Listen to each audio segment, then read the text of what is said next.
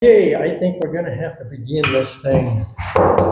It is Wednesday, October 15th, and it's 6:01 PM. I'm calling this monthly meeting of the Board of Directors of the Clear Creek Community Service District to order. And I have asked Director Fickers to lead us in the Pledge of Allegiance. Please join me. I pledge allegiance to the flag of the United States of America and to the republic for which it stands, one nation, under God, indivisible, with liberty and justice for all. We can start down with you, Director Lincoln, for roll call. Jerry Lincoln. Logan Johnston. Scott McVeigh. Beverly Fickus. Pam Beaver. Dale Mancino. Administrative Assistant Emily King. Thank you. Open time. Anybody in the public have any comments or anything? Going, gone. Consent agenda. Anything anybody wants to have corrections brought up or have anything removed for further discussion? Give me a second. Not a problem. Bills paid, activity reports, and minutes.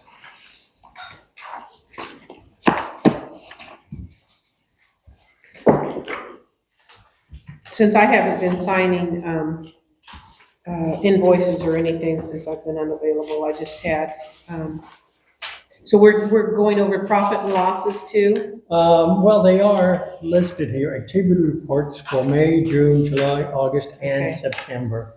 And at the Finance Committee meeting, we did discuss with the Journal Manager some corrections we wanted to make, and I believe he indicated those had been made. Yes. So, on just in May, Centerville had O&M of 16,000. So was that a double payment? Because most of Centerville's are. Yes. Okay. And then I talked to you earlier about the fuel expense. Yeah, I didn't get any more information Okay. on the gallons that were calculated. I couldn't get a hold of Shereen as far as what was allocated to which spot. Okay. So there's just, I have a little bit of concern for the plant fuel expense, and we're just gonna get that Yes. clarified then at some point. Okay, all right. I think that was all my concerns that I had in regards to that. So I don't have anything else. Okay, nothing on minutes, any corrections, anything? Nope, beautiful, they were beautiful. Director Lincoln, anything? Nope. Dr. Johnson? There was a note in the Finance Committee meeting where Beverly asked for a plain English financial explanation for differences in timing. Is that going to be discussed later on? Can you So explain that? there was some, from what I read in that report, there were some financial projections that were, I think, indicating profitability, although right now we're running in a bit of a deficit because of the timing Oh, of tax income, revenue, and things of that nature. And Beverly had asked, quote, plain English financial explanation from the board to clarify timing differences. That is something I think we were gonna cover in the manager's oral report. some of those Yeah, things. Okay, that's great. So I have some notes from Shereen because I had Shereen working on this, and I was hoping she was going to be here tonight, but unfortunately she couldn't make it. So are you referring to the property taxes? Yes, I believe it's the property taxes. Yeah, so according to her, she talked to Shasta County Auditor's Office, and there was a payment made that was an automatic payment for $17,917. And then there's another payment that's scheduled for today, and that's $21,016. So that was taken care of. My concern with that, and I believe I brought it up with you already, was according to our budget, that second payment should have been about $135,000. And I also looked into it, was reading some of the background, and it says that if the county doesn't make the payments timely, they owe us interest. Okay, yeah, I haven't got an answer on the $135,000. I have yet to talk to That's what Shereen. we had in the budget, I believe, 410, Okay, and our first payment was $285. correct. So that leaves us $135,000. I move that we accept the consent agenda unless you had issues. I'll give Director Beaver a chance. No, I Anything? have No. nothing. Right, we have a motion to accept the consent agenda. Do I have a second? I will second that All motion. right. All in favor of the consent agenda as presented? Aye. Any opposed? All right, passed. Moving on to the regular agenda. And I'll turn the time over for item number 4 to our manager. Okay, item number 4. So this is a policy that formalizes how the board members can add items to the agenda, setting clear timelines and ensuring if an item is declined, it can be brought back under board items. This increases transparency and avoids last-minute confusion. The impact is going to create a consistent process and reduces agenda disputes. And that's item number 4. Okay, comments by the board, starting with Director From the Lincoln. board? I don't have any. Okay, Director Beaver, Not at this time. Director Fickus. Just thought it was very well written. Thank you, Emily, for that. Very clear on that, a process for everybody, the public, each board member, and how we move forward to put things on the agenda. So I thought it was very well done. Thank you. Anything from the public? No, all right. Director Beaver? Director Fickus? Director Lincoln? This one is yours. This is off of one of the 2 main things.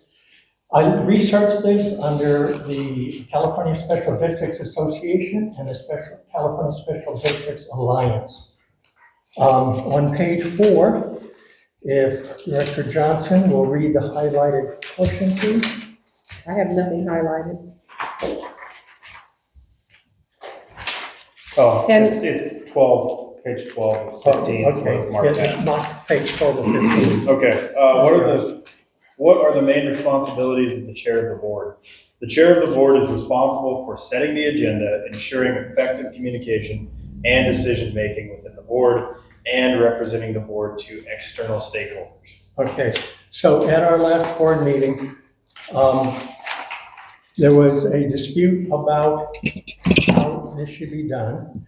When I was first on the board, I approached then Erwin Fuss, who was the chair, and asked him, how do I get something on the agenda? And he told me that I needed to present it to him. That was the proper procedure.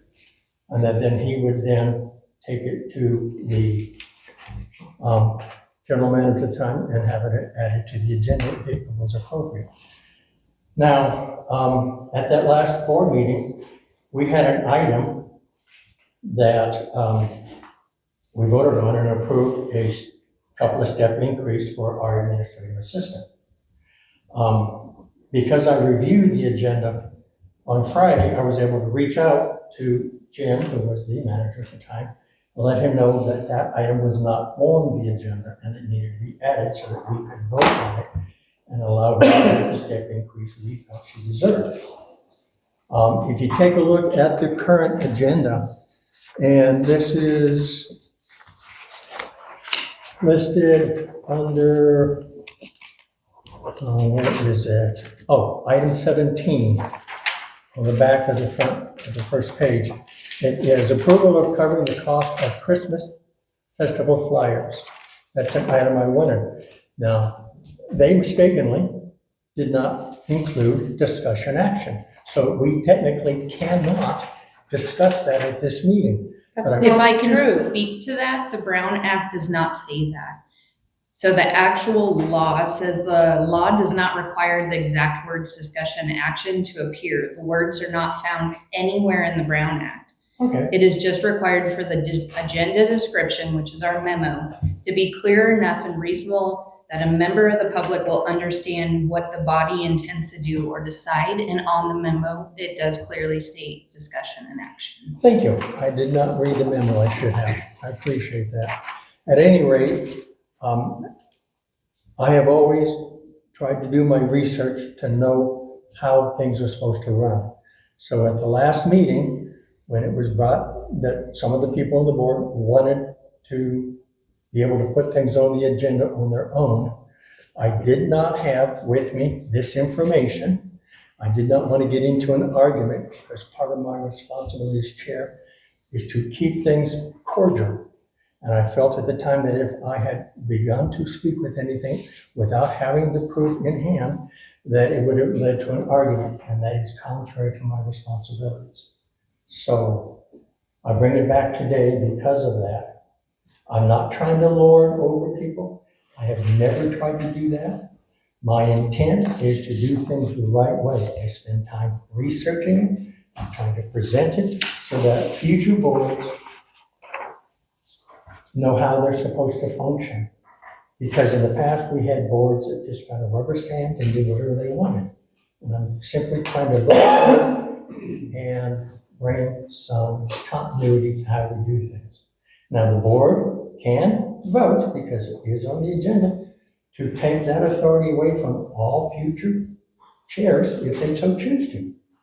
You have that right. But it is stated in there that it is one of the duties or responsibilities of the chairperson. And that's why Would you I like read me it. to read the Brown Act? Well, may I make a comment You first?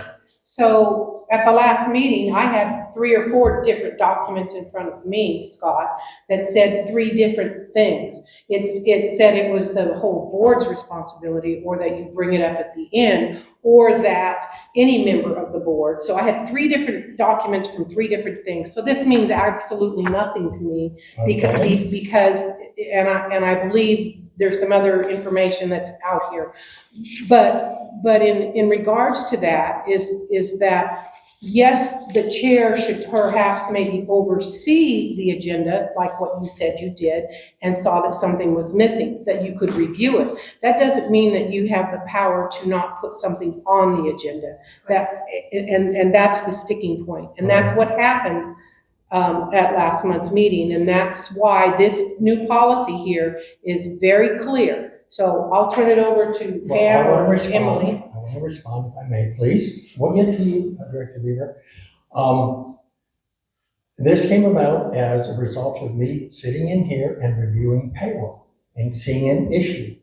I then took the issue to Jim and Dale. We began to discuss it. We then brought in Morgan because it was an employee under her supervision. I then asked them to come up with a business plan, and it is in the agenda tonight to discuss. So it made no sense to bring it to the board when I already No, corrected. no, that's just your opinion. You took that power away from this whole board by making an individual decision not to have Requesting it. them to do a business case? Who? General manager. And I believe Pam was told something differently, but I'm not 100% sure. But the whole issue that we had in the past with a past general manager, and is that when we request something to be on the agenda, and I had also with Paul requested something, then when you take that, you took the power away from this board by making that decision, whoever made that decision, that it wouldn't go on. And so that's why this document, this new document, clarifies that. We needed a policy. So I just, you as in you and either the general managers made that decision not to put it on there. You didn't allow this board to discuss any of it ahead of time. That's what I find offensive, is that at least it should have gone on there and you could have said, hey, I'd rather not discuss this tonight. We need to do a business plan. But you took that power away from this board to make any decisions and you put it on yourselves. That's what I found a problem with. Let us all decide on which route we want to go, instead of 2 people or 1 person saying, nope, not going to do it. I want a business plan. Because that didn't get relayed properly to Pam. As I stated last meeting, that was not my intent. I saw an opportunity to shorten this meeting. It takes a long time anyway. And ask them to come up and present to the board a business plan to resolve this. And in my opinion, that kind of sped things up. Okay, I'm sorry you're offended.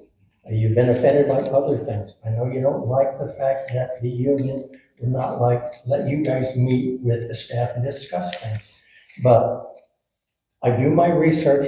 I'm trying to run the board the way it's supposed to be done and set an example. No, Okay. you're trying to run the board according to what this one person says, because No, according to the Brown Act, what you did was not correct. According to the Brown Act, and Emily, can you read it again, what the Brown Act says? Yes, the Brown Act does not give the board chair or president power to add or remove items for the agenda. The average board decides, creates a policy to make clear and fair procedures, and it has to have a 2/3 vote to approve. Thank you for that. Then I was in error. Okay. And that was my only thing. All right. I asked it to be put on for a reason, so that we all talk about it. And I was intending to give you that chance as they presented a business plan. Well, Okay? I didn't think that they needed to, we just need to talk to about, I'd love for the meetings to be shortened. We've been here since, I understand. And early. we have a lot of things on the agenda tonight. I know, and we need to but work the through. fact is that I'm okay if it takes a little longer that we all get our 2 cents in worth, because we all come from it at different angles, and we all need to make sure that we all got voted in. So we need to represent the people equally. I understand that. Okay, My problem also was the way I was treated at the last board meeting, as if I was deliberately trying to undermine you folks, and I wasn't intending to do that. okay. All right? Mhm. Part of my duties is to keep the meetings cordial moving forward. I received a few phone calls from customers who were appalled at what happened. One even walked up and left the meeting during that. Okay? My attempt here is for us to learn, and remember that we represent the community. Okay? It's okay that you don't like the way something is voted, or you don't even have to like other board members. But when we are here in this meeting, we should be cordial together and work for resolutions. That's all I'm asking for. All right? I felt that we did it. Sometimes open discussion needs to have all opinions brought. I agree. And I don't think that any of us should be run over by one another's opinions. We're in it as a team. And it should be cordial. Okay? So, any comments from any of the board on this particular, how do we call this? Is this,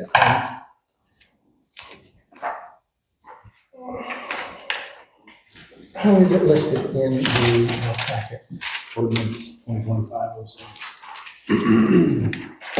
Okay, so do I have a motion on ordinance 24, is it? 2025-07. 2025-07. That's the Board of Directors Agenda Management Policy. I'll make a motion to accept it. I second it. All right, having a motion and a second to accept the, how do we state that? Board of Directors, Board of Agenda Directors Management policy. Policy. Okay, fair enough. All in favor? Aye. Any opposed? All right. Moving on to item 4. Number 5. 5. 5, sorry, my apologies.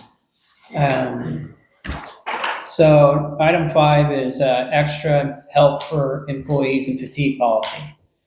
This is an update that clarifies rest periods, pay structure, and authorization for extended shifts.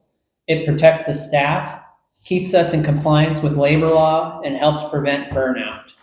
The impact, it strengthens operational safety and reduces overtime exposure. And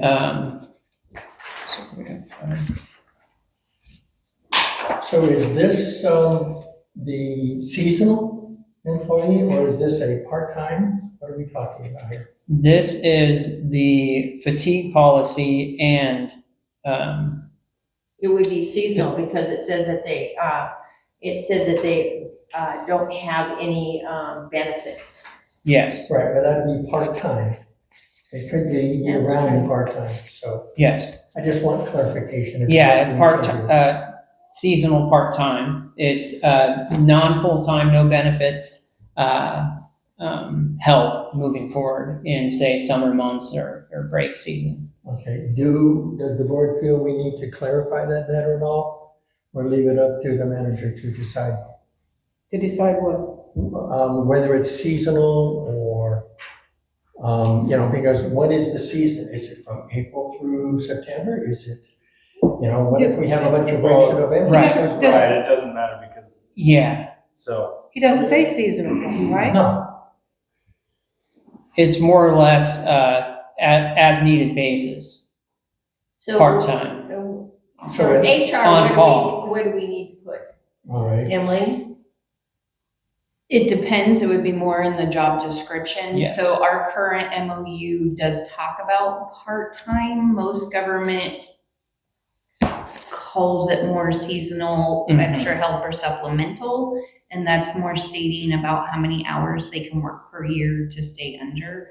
So it's really up to us, if we even want to move forward with Yeah, it this and is- take it to the union. And this is just for discussion, and if we decide that it's something we want to go forward with, a union would have to be involved, obviously.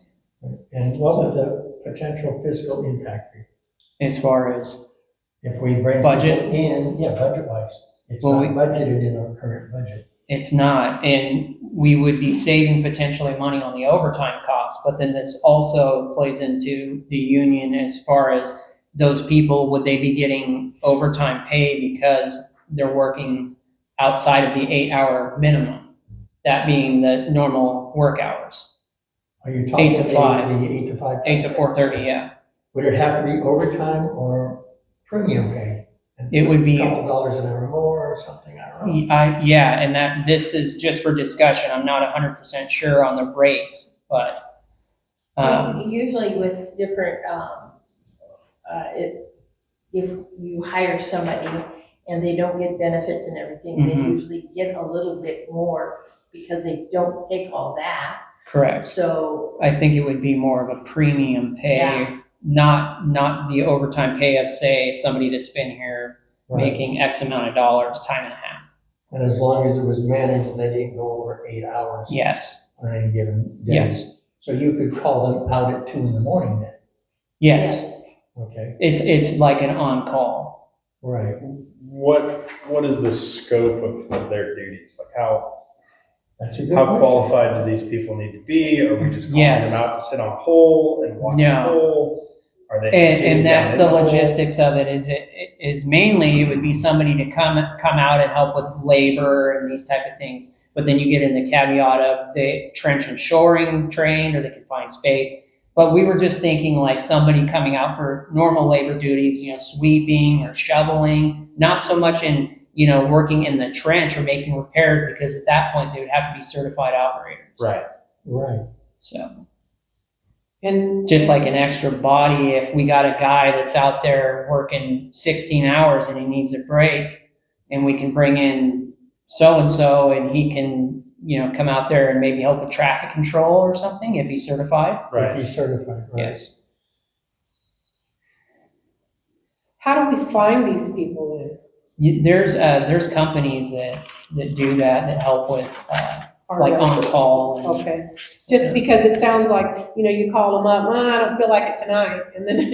it's like- Sure. And that's something to think about as well. So you'd want to put together a list of Yes. 6 people maybe. Of course. And then have Yeah. prices. didn't Morgan actually say she knew of a few people that would be interested in something like this? I think so. I don't have names or I don't anything, either. but yeah, she's mentioned things like that, and it's just a thought, something that we could maybe do for cost savings and help get some of the stuff done. Well, yeah, when we've got people working 20 hours or whatever. Yes. That, And that's the So problem. it's not necessarily about the money, it's not about the OT pay, it's about what you had Health and said. safety. It's- Of course, it's- health and safety, Yeah, and team. That is the main, burnout, the safety, burnout, the safety of the staff and yeah. Yeah, everybody because two of involved. the big breaks have been on the weekend, so they work weekends and were expected to be back during the week. Yes, So it was not, a good situation for them. Mm-hmm. One question I Sure. would have would be for the board, a clarification of the risk factor to the district, to the customers, if one of them was injured on the job. The liability. Yeah, the liability, will Yeah. JPIA cover that? Yeah, workman's They would comp. have Workers' comp, how is that Yes. gonna work? You know, Yeah, they would have to be covered by JPIA. right, So there's caveats that are in there, and we can get all those ironed out. This is just, to get a discussion if it's something that we want to proceed looking into, or, Well, I think that we need to until we get to the place where we either get the pressure relief Mhm. valves in there, Yep.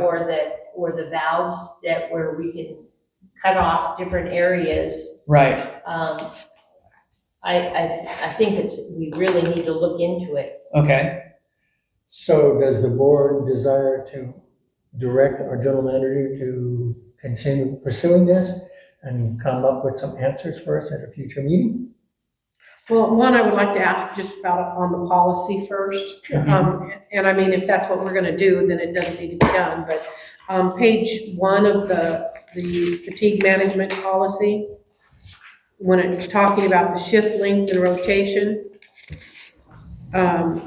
so we're talking about, this is just for the people we're hiring, right? This policy is for the new people? Mm-mm. Oh, The okay. policy would be implemented for all staff. Okay, so then if this at the very bottom, it talks to limit shifts to 12 hours Mhm. unless the emergency requires it.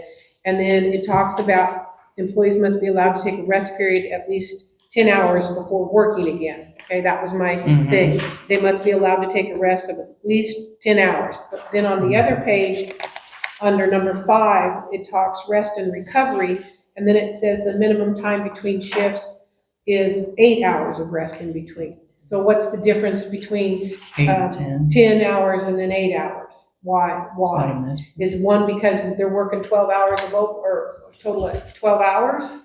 The actual labor laws for emergency utility crews is there isn't a required mandate of how many in between shifts before they get overtime. So it would more just be what the board would think would be a good amount of time. Because the hard part too would be, if it's 8 hours, they start at 8 a.m. the next day. That means Morgan would have to make sure crew is off at midnight. Mhm. So if Right. it's 10 hours, they'd have to make sure they're off at 10 to, Mhm. so any of it actually could be removed, discussed, changed, altered. I just didn't like that one said 10 and one said 8. Well, I can Yeah. see that, yeah, If I can make a suggestion, maybe reach out to JPIA Okay, and kind of see how they feel about it, maybe Sure. get some direction from them, since they're the main insurer. Mhm. they would cover it, they just they haven't provided us with rates yet, because Well, we're in and I'm such also a looking for early maybe guidelines they might have. state. Well, when we had volunteers that worked in the office, didn't we have them covered? They had to sign, they were signed up for workman's comp also? I wasn't. Yeah, I thought, they cover it. Yeah. I thought we did. There is the option Dale mentioned about, just going from a company. So Yeah. they cover all liabilities, that's another option. There is companies, I don't have any names right now, but I know there's companies that offer that, and they have their own liability insurance and everything on the individuals. So it's kind of like the attorneys. This is where we got to look at a lot of things and then make some decisions. Right, this is just for discussion. That's what I think we need to do. This is baby step Yeah. number one. Right. Yeah, If we yeah. want to move forward, yeah. I like the self-assessment form also as Yep. part of this. Yep. That would definitely be a benefit. I move that we direct the general manager to reach out and talk to Union and see if this is a possibility or not. Okay, I second that. All in favor? Aye. Aye. Unanimous. Was there any discussion from the floor at all? You're pretty quiet tonight. They are. Ready for number 6? Number 6. All right, this is the Prop 218 Advisory Committee interviews. We received 3 community applications. Directors McVeigh and Lincoln will co-chair. The committee will help review cost drivers and rate setting data ahead of next year's Prop 218 study. The impact is it brings the community voices directly into the rate setting discussions. And we have 3 interviews to do tonight, Brett. Excellent. Well, Dennis isn't here. Dennis, actually, I talked to him, he is out of town, actually out of state until the 23rd. That is why Dennis is not here. Very good. So Not to throw a wrinkle into it, Mm-hmm. but as part of trying to clarify a director's handbook, I was looking at, and I know the personnel committee is doing the same thing, the duties of the various committees. And it clearly stated that one of the duties of the finance committee is for all rate studies, annual water rates, and Prop 218. So are we overstepping ourselves by forming an ad hoc committee and taking the responsibility away from the finance committee, since it is stated as a duty? Can I see that, where it's got it in the book? You said for the, because this one, which was, Number 8, I believe. yeah, this one that's 2017 says, a committee that reviews and recommends the annual O&M capital budgets, long-term financial planning, review annual audit, as well as management letter responses, provide oversight and assistance in financial matters. So it's not, it doesn't say anything about the Prop 218. That's rather kind of new that we. Okay. So it talks about the finance committee, shall be concerned with financial management of the district, including the preparation and oversight of an annual budget, the rates and fee schedules, quarterly general ledger review, and you should include that monthly one. Oversight of reserve accounts, review of annual audit, major expenditures, customer water rates, and that they shall meet a minimum of once a quarter.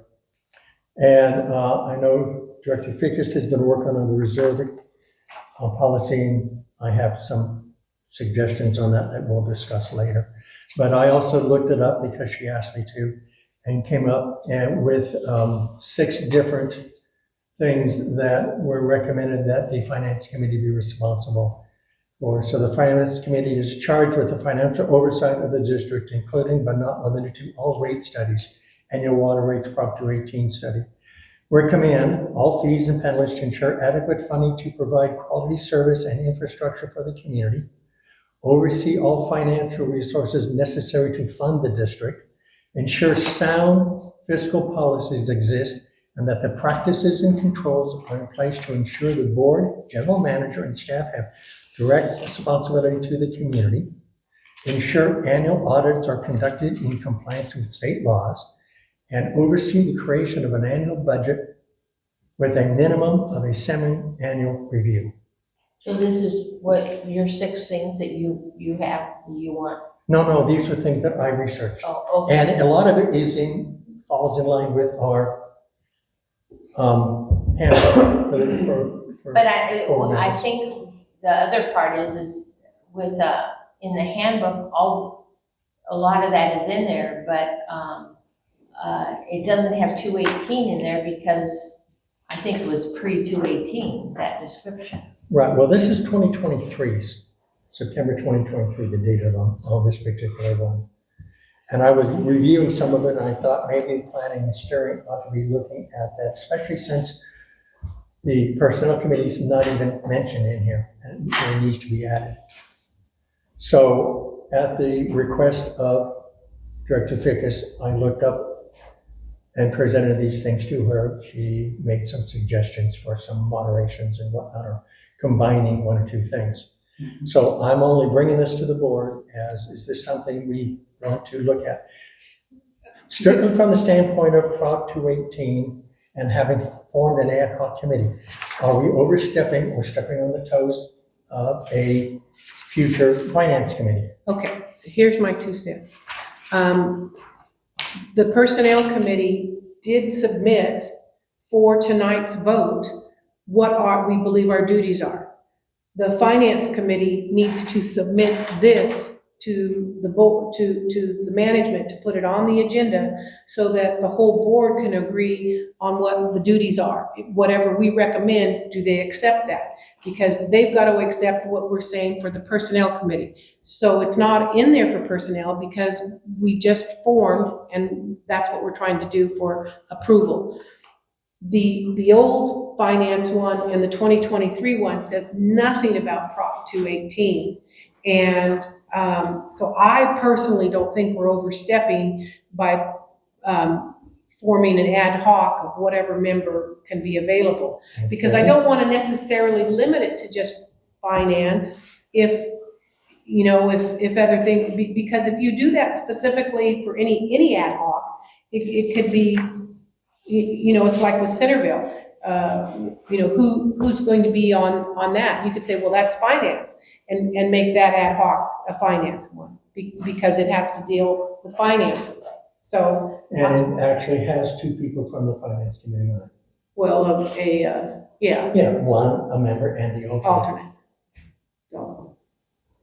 So I bring this up strictly so that we have policies and procedures in place long-term, Okay. okay? So- And I so can I table think this that until next time if you want. That's not a problem. We can't approve this because it's not in the packet. I understand that. I'm not asking for approval of it. I I'm think it simply should be, saying, I have we think, overstepped? I don't think so. Okay.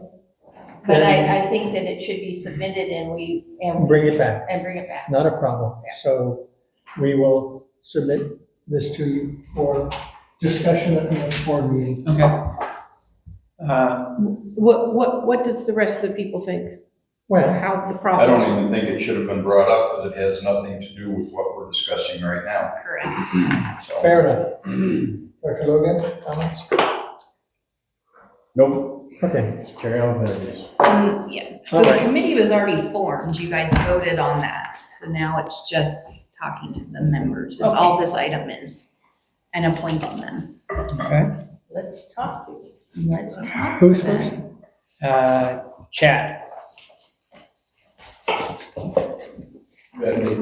Yes, please. Please. Let's be Let formal, the interrogation fancy. begin. It's electrified. Grab hold. So my name is Chad Crick. I purchased a house in the district probably 4 years ago.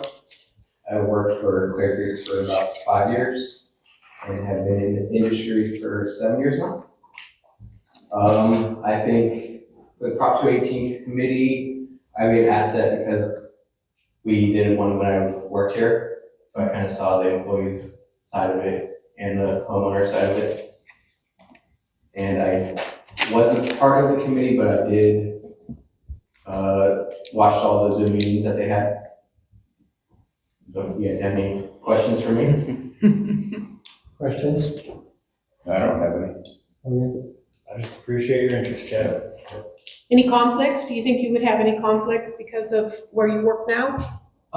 No, I've been very open with them, let them know, and they have no issues with it. And your work is where your meetings would have to be in the evening then? Yes. Do you have any particular financial background or anything like that that might be additional benefit to the community for the ad hoc? No, okay. What would be some of your goals on being it? You know, Would be to keep water affordable. yeah. I mean, I know it's a tough situation, especially here. Especially this district, it's smaller, but the infrastructure is very big. So it's Difficult. different, yeah, than a lot of the other districts. Very challenging. Mm-hmm. Anything else? Prepared to be yelled at? You want to get up in front of the community and present, Martin? Who gets to do that? Huh? Who gets to do that? You. I know. We'll be sitting up front there. Anything else you'd like to see, Chad? I don't think so. Okay. Thank you. Thanks, Chad. Okay. I guess I don't have any other questions. Well, if you want, we can call back up. Do you want to call Whatever it? you think. No, I didn't Okay. have, not anything off the top of my head. I'm just, thank you for volunteering though. Yes. Yeah, we appreciate that. And then next is Cole. Cole. It's Miller. Oh, Miller. Cole Miller. Was a year. I don't see Cole No. Okay. He did reply back to me and said he would be. That was last week. So I believe he's very interested, so if you want to give direction of Miller. I reach out think we to him. should do give you both guys- of them a chance at the next board meeting. Yeah, bring, Bring them both back. Dennis. Tell him we're sorry we missed him. Um, We'd really like him to come. Dennis said he'd be back. Dennis will be back on the 23rd. Okay, so he'll be back for the November meeting, maybe. Yeah, yes, he will. 20, okay. Oh, I'm sorry, 23rd of this This month. month. Yeah. And Dennis was the other one. Yeah, sometimes it's hard to come in in the evenings to come to meetings, but, you know, that's gonna be important. I thought Sarah Beers was going to Yeah. apply, and she still didn't. Me too. So, So are we gonna? Do we want to have a deadline for this Yeah. process? Because we don't want to stretch into March or whatever. I would say November, November, the, December. yeah, the November meeting, or, yeah, it could be the. Reasonable? Yeah, that's fine. Okay, so we'll cut it off, Yeah. that they have to have it in, what, by 5 p.m. the day before the meeting? Mhm. So do we Yeah, have I to, can- do we have to vote to accept Chad tonight? Or else you'd be asking him to Or come back come and back do the and- exact same thing. Yeah. There's nothing else to do. Right. So, yeah. I think he should get a So what brown. does the ad hoc committee think on all of these people? I think we ought to just take them. All right, I agree. My only concern would be his availability only in evening meetings. Well, we can ask them that if they can't be there, No, then we don't. and I'm not, nothing against Chad. Mhm. We're looking at, because we have done many meetings in the daytime because we're retired, so, I don't know. Well, And the staff would be available. well, then Questions? sometimes if you can't make an evening meeting, maybe we meet it on maybe a Saturday in the morning. It's something we can At the discuss yeah. when we all sit I down. agree. We can't sit here and say, yay or What nay. ifs, yeah. Right, fair enough. So all in favor of having Chad as a community member on the Prop 218 ad hoc? All in favor? Aye. Any opposed? You can't say no. Chad, You're now the chair. welcome. Thank you. Oh, that might be Michael. Michael. How you doing, Mike? Good evening. We thought you might be cold. I would be, but no. That's right. All right, we're gonna move on to item 8. 7. Number 7. Well, what did we decide on these other Thought guys? we just, They're gonna come back next month. I think. You wanna go ahead and just accept them? oh, interviews, I'm sorry. Yeah, that was for interviews, and then 7 is. Or, I'm sorry, Go ahead. possibly the chair and the vice chair could just call and speak to them and appoint them?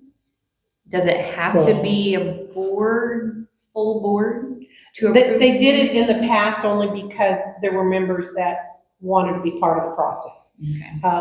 I'm happy to relinquish any of my concerns. So does it have to be board or can it be the ad hoc committee? Well, That's the question. yeah, that's the question. That's why I'm asking. Vice chair doing it. Well, I believe the board could recommend since the applications and you know them, don't you? One of them I know we know. I know Dennis. Dennis, Yeah. I know his I availability, it's his availability that would be more. Sure. But Dennis knows that, and Dennis will make time for it. Right, I'm exactly. Prioritize this, though. Yeah, I agree. Well, I recommend that we select these people and that if you guys reach out to them to confirm it, I move we just select them to be on the committee. Ad hoc. All right, You want to? I'm asking for opinion. Oh, you got a problem? Well, no. I just, are we gonna leave it up to their discretion that if they call Dennis and they don't have a good feeling about it, then they can say, yes, we're gonna go ahead and leave this application open until November. Or are we accepting it and then they have to then conduct an interview and not have a good feeling about it and say, you know what, we already said yes. I mean, we already put Chad through it. Should we Well, put the others through? I understand. No, I just don't, I don't have a real, I don't even know why we're doing interviews. It's like, Just take them if we got them. Well, If we had an audience full of people wanting the job, I would say, you know, let's do interviews and pick the best one. We don't have that. We have 3 people that are willing to, because they told us they're willing to do it. I'm gonna play the devil's advocate, you know, I think Go I think ahead. that, it's nice to talk to them, find out what their goals are, to find out what they're interested in, or, I mean, what if we got a Yahoo up here that we think, that's nothing but trouble? And I was gonna ask that question. Is there a process of removing a community member from an ad hoc committee? If they are disruptive or? I mean, I know Dennis, so I would say Yeah. go, and I know that he's really interested in it. The other man I don't know or have never got to talk to, I just would like to talk to him. good point. I feel that way as well, but I also trust that these two, if they do have a conversation with them, will make a decision that is in the best interest of the district, so. How soon are you anticipating starting this Prop 218 process? I'm gonna need some accurate financials, and we need the last 218, rate justification, because that's multi-page. But when are you anticipating starting? I'd like to January, start- February? Well, with the holidays coming, I'm anticipating January. So it wouldn't hurt then to ask them back for November. That's fine. Right. Okay.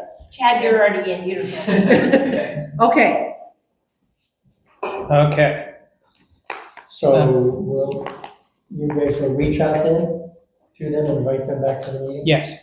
If one or both don't show, Then Chad's it. Then Chad said, all right. Fair enough. all right. Number 8, update. Number 7. Number 7, I thought, I don't know. So item When are 7 we gonna get is this done? jumping the gun. Community member application policy update. So this is an update that clarifies how community members apply to standing committees, adding residency requirements, a 3-member limit, and formal interviews. The impact is it increases fairness and strengthens committee structure. Now, do they have to be a resident, or can they simply own property within the district? It's a good Because all you have to do is own property. Be on the board. I Do we believe. have that clarified? It was Let's see. discussed and decided. Since this is updating the policy. Mm-hmm. Structure.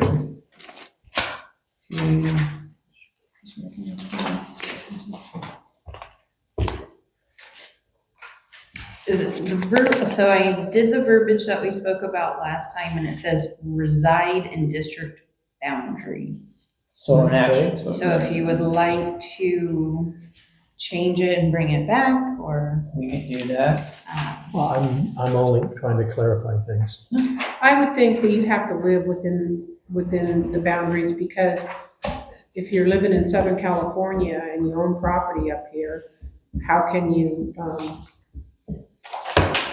I understand. apply or to be on any committees? I just want to make sure that we do things properly legally. Well, to that point, is there any way we could add language that would limit it to residents of the district that are customers of the district?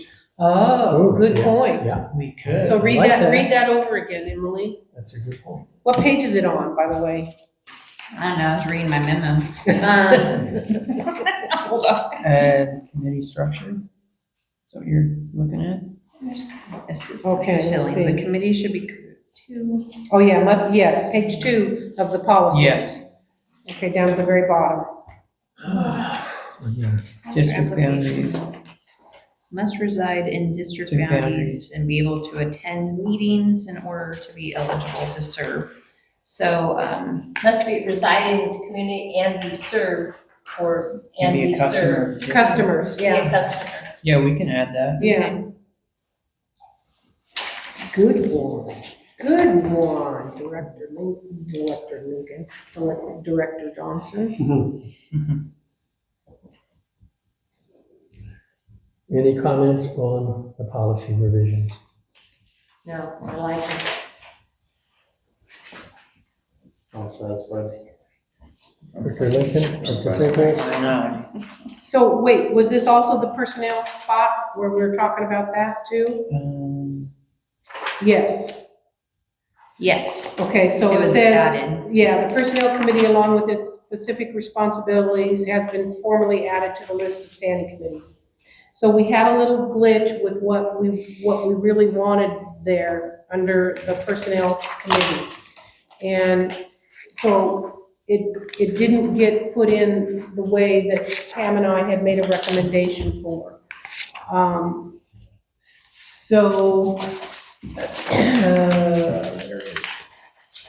So I just need to know if we can make,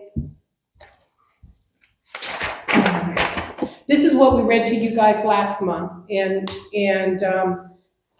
I would like to just make an amendment to this and accept it the way we have.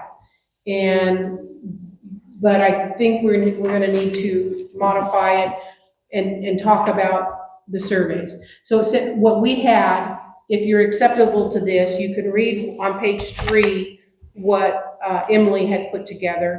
But we put the personnel committee's primary duties include participating, reviewing, updating, and/or assisting with employee MOU, personnel policies, and manuals.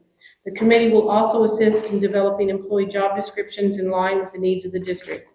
From time to time, the personnel committee may attend job interviews as observers unless participation is expressly requested by the GM. And then the committee will also develop and provide employee surveys. And a main goal of the survey will be to look into job retention and an incentive program. The committee's involvement is to help ensure the primary duties addresses the interest of both management and employees effectively. We kind of got kiboshed on the survey thing, so I don't know if we want to try to just amend that and just take out that we will develop and provide employee surveys.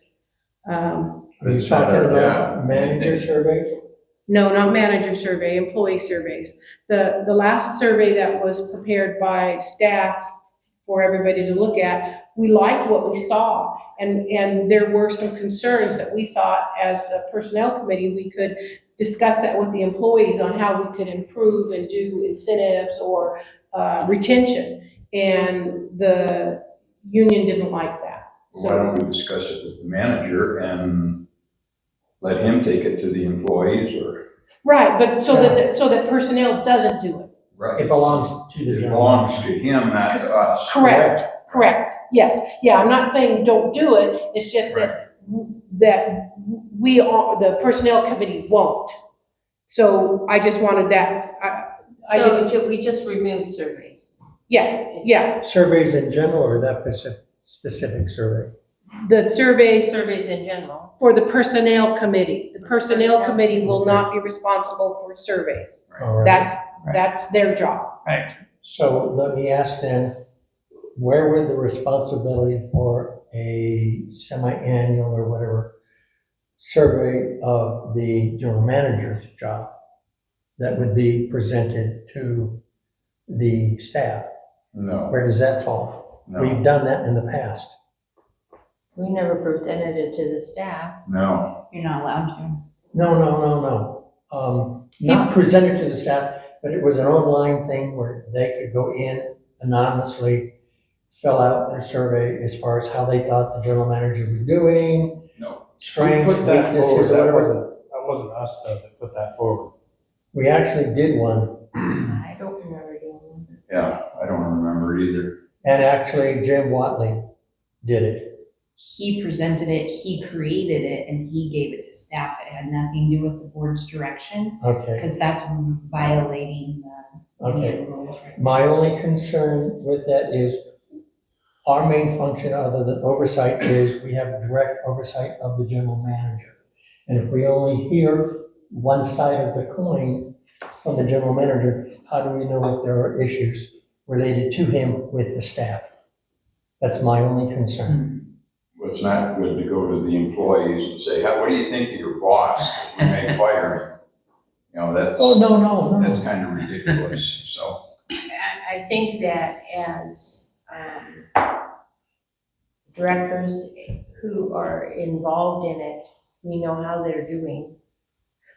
But also, if the general manager wants to piggyback on the survey that Jim did, I believe in there, it asks them questions, how do you feel management is doing? That's appropriate. Right, but that's up to him, not us. Absolutely, absolutely. It's totally up to him. All right. If he wants to provide that to us, fine. Right, But if he I can doesn't, if see it's that. just for his information, correct, absolutely. that's where it stops. Right. All right. So, I don't have a problem with that. My point being is if there was a specific member of the staff who had an issue, what is their avenue recourse. Isn't that in the recourse if it- handbook that they go to the manager first, and if they have a problem, then That's they can right. come to To the the board? board. I believe so, and I you can think also so. go to the union. Yeah. Would be Yeah. really- So Well, if somebody had an issue, they could go to you guys and or the union. Right, What- But They they could have to take go it to the you shop first. too. Correct. Right. okay. So I just wanted to make sure that we were okay with this revision for the Personnel Standing Committee. So the revision is this, just minus the personnel survey. Surveys. It says MOU contract, pay comparables, retention, employee recognition, leave requests, employee handbook, not MOU, cross training. Yeah, that's us. That's not part of their committee. These were goals for us. Okay. Yeah, those were our goals. That was just because I added it on there. Those were our tasks for later. Okay. Can we get that done up then and maybe a review for the next packet? I don't know, I'm just asking. No, so You want to approve it with the, With correction. with the corrections? yes, Oh, okay. because we presented this last month, and then we had a little bit of miscommunication, and she has something a little bit different in the responsibilities for us, and so I'm just clarifying that we can approve it, because we've presented it Correct. twice now. Okay, I just wanted to make sure that we're all understanding exactly what we're approving is all. We're approving the board standing personnel committee with corrections. Okay, and the one correction would be simply the survey, is that correct? No. No. Logan Johnson, And- Director Johnson, sorry, also requested the verbiage in Right. the section. Thank you. Okay, Being that's a correct, customer. Yeah. all right. Also though, I think next month, when we update with the finance, maybe we could just have page 3 and not have the whole administrative booklet in here. All right. How long it I is. just thought it was better transparency, proving that I didn't change anything else Oh. in the policy by providing the We entire believe. policy to the public. Yeah. Thank you for thinking. 170 pages, though, I was a little,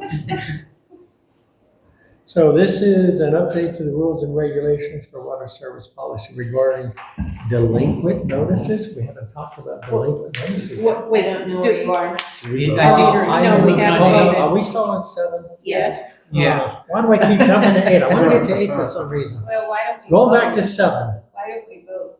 Well, that's what I was getting to. Was there a motion? No. Well, Okay.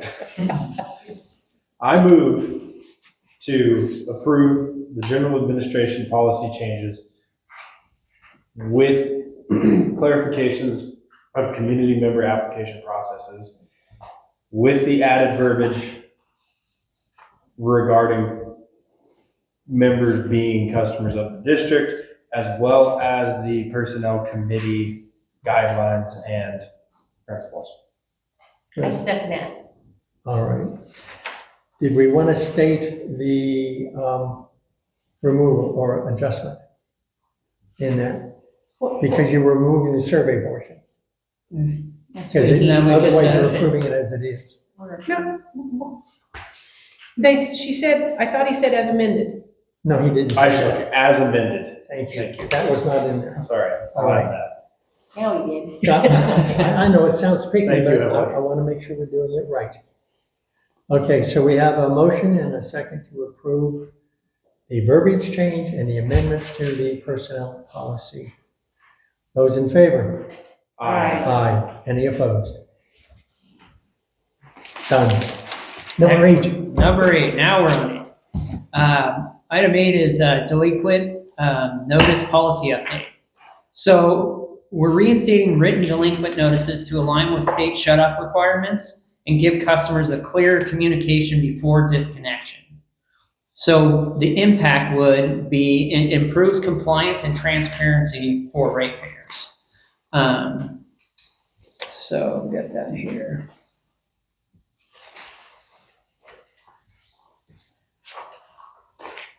So yeah, we're saying that to issue a delinquency notice at least 10 days prior to service termination for non-payment.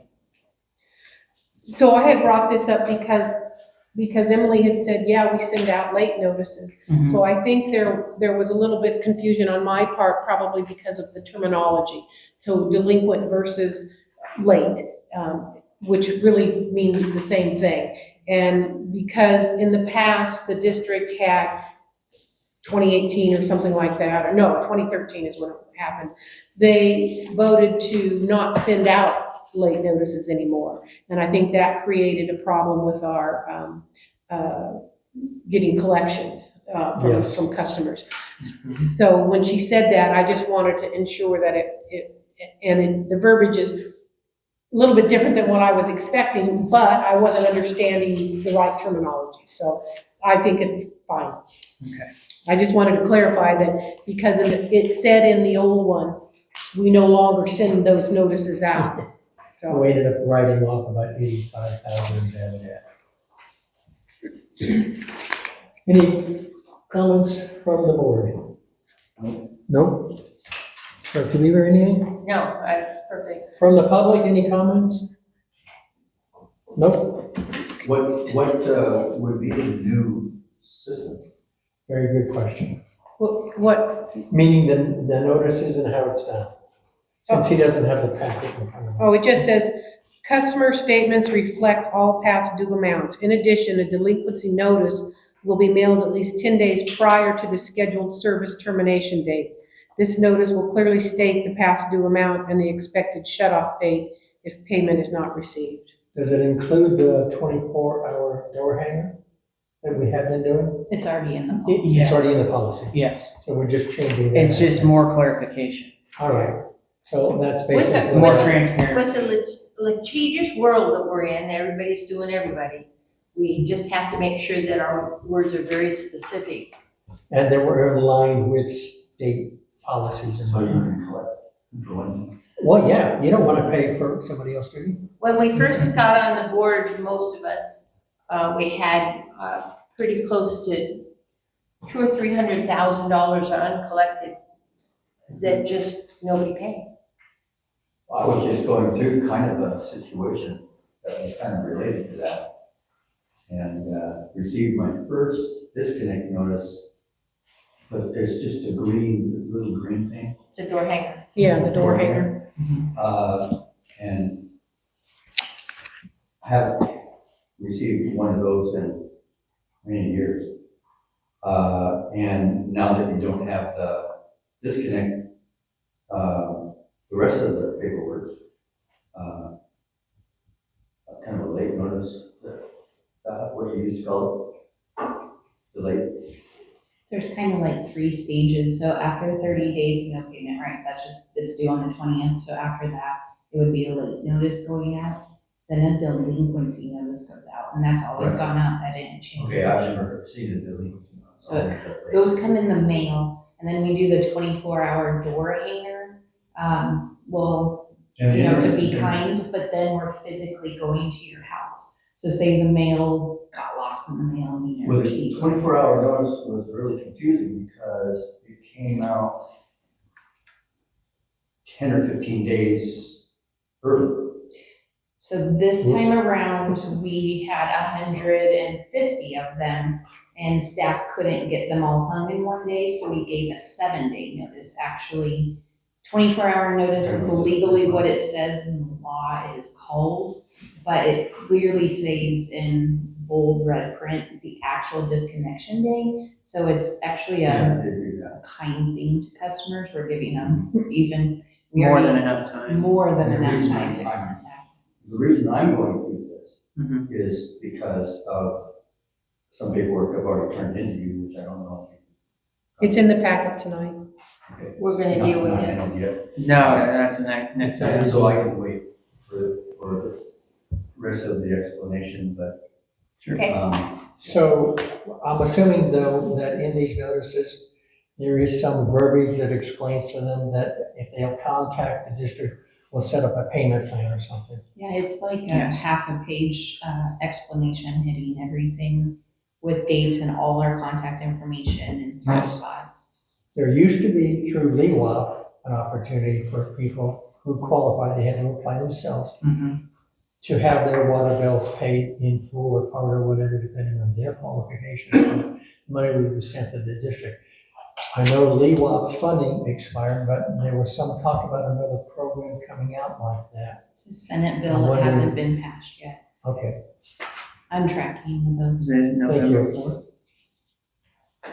No, I Okay, think it's end of year do we need legislation. a motion? I think we do. If we're going to adjust. I make a motion to update the rules and regulations water service policy regarding delinquent notices. I second the motion. All in favor? Aye. Aye. Any opposed? So be it. It's updated. Excellent. So next is, we're gonna go through, this is adjustment requests, items 9 through 12. We have 4 adjustment requests tonight, 2 from Warwick Place, 1 from Cloverdale Road, and 1 from Luho Drive. Each was reviewed under our leak adjustment policy. We'll summarize each case and recommendation as we go. So the first one we have here is Anna and Hunter Hartwell, 17655 Warwick Place.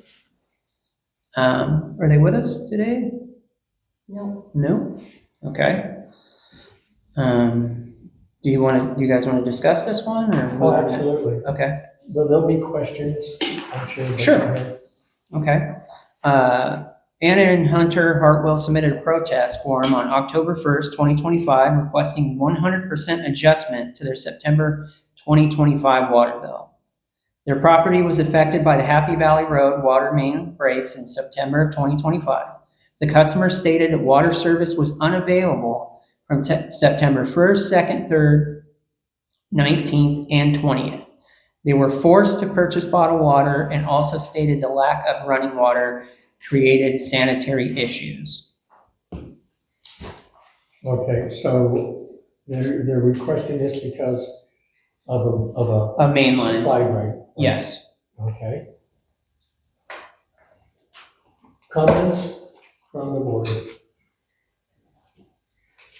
Well, I realize that having the water service disrupted is really not fun since I've had it happen. But, the fact is that,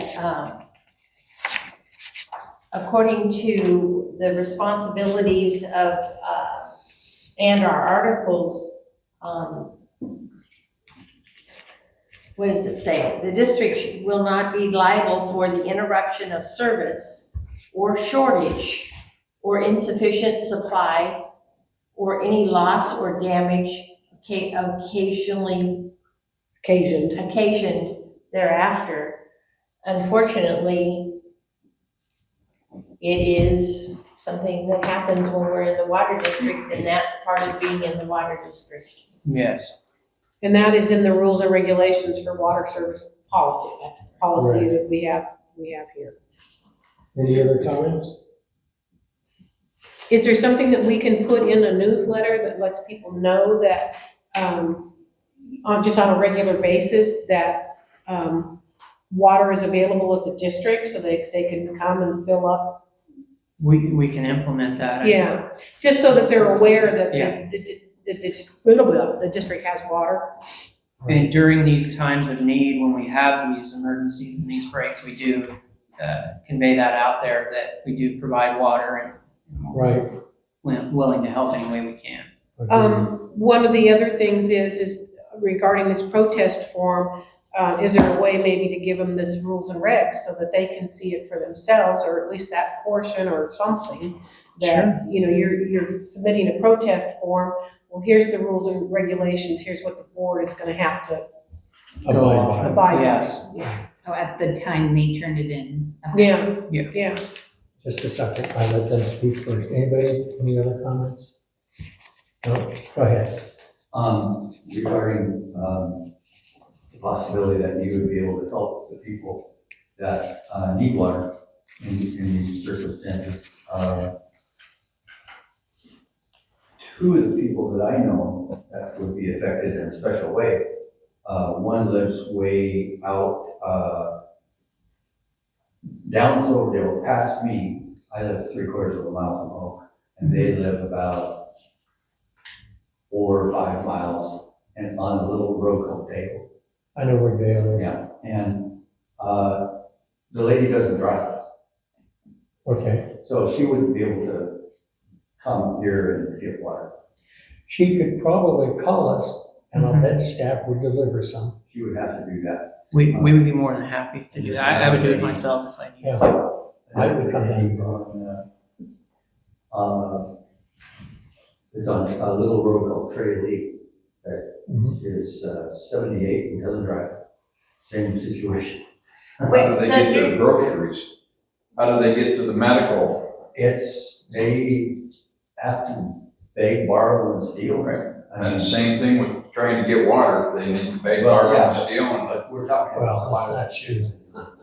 well, Well, it should They can have, borrow, And ask for help. And you said. There's no guarantee that you're gonna get water. You guys would help these people. Absolutely. Yes. So that's all I'm saying. yeah, Consider the fact. that but it's not a responsibility of the district. I'm just saying, we need to consider the fact that some of these elderly people can't drive. I agree with you, and That's I all I'm think saying. maybe we need to have that discussion at some point if there are customers in that situation, that Sure. we come up with a way to help them out.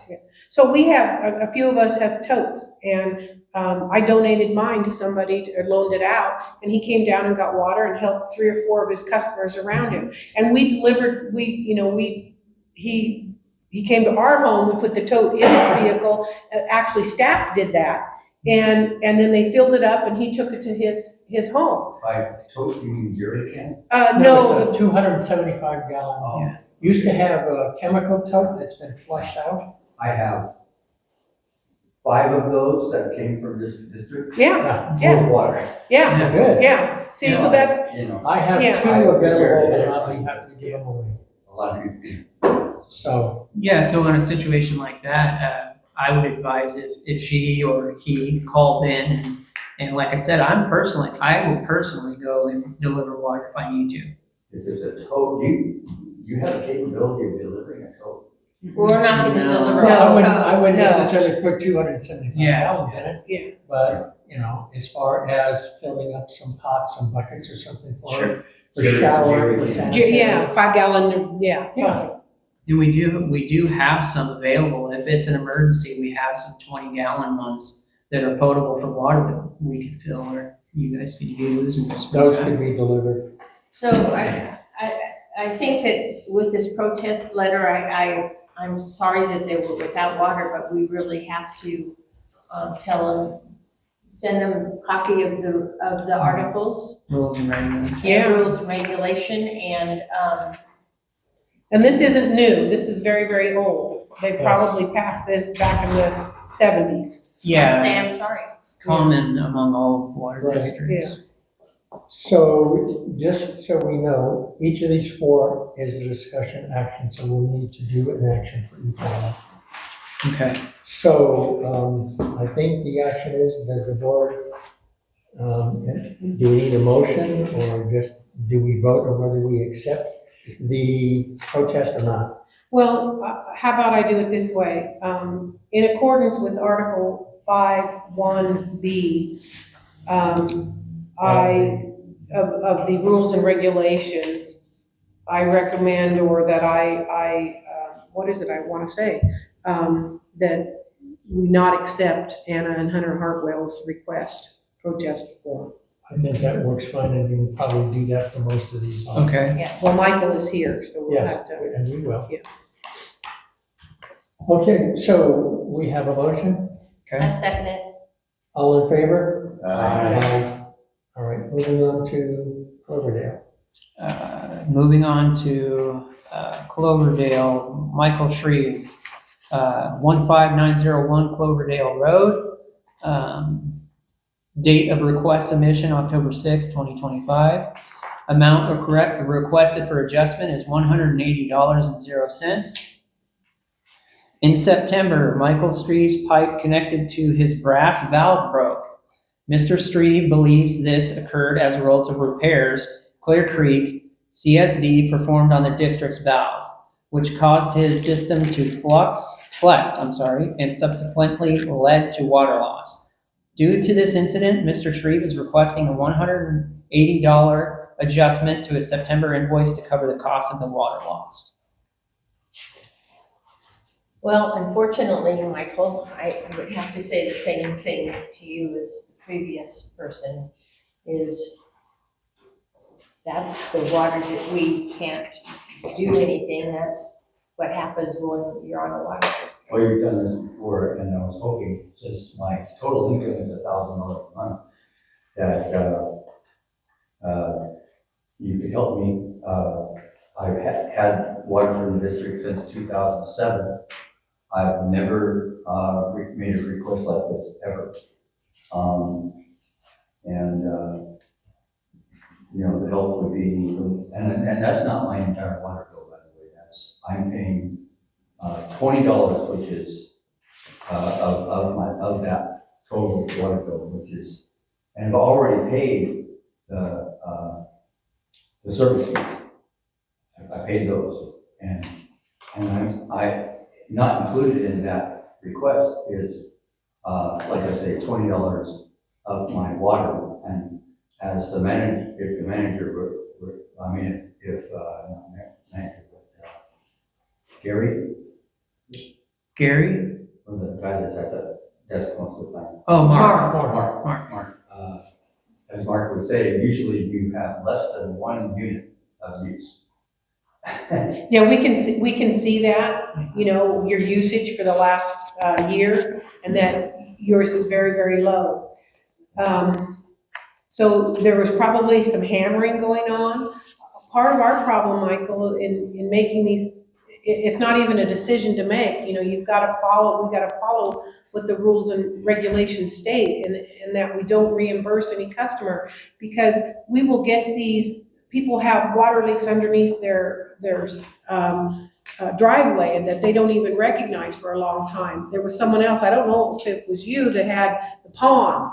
So we had somebody last month that had this big pond from a water leak. May I offer some more information? What that paper says is that your system is all brass,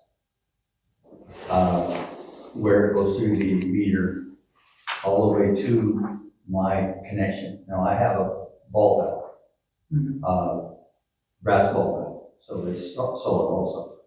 And then it's connected to the typical PVC 1.5 inches.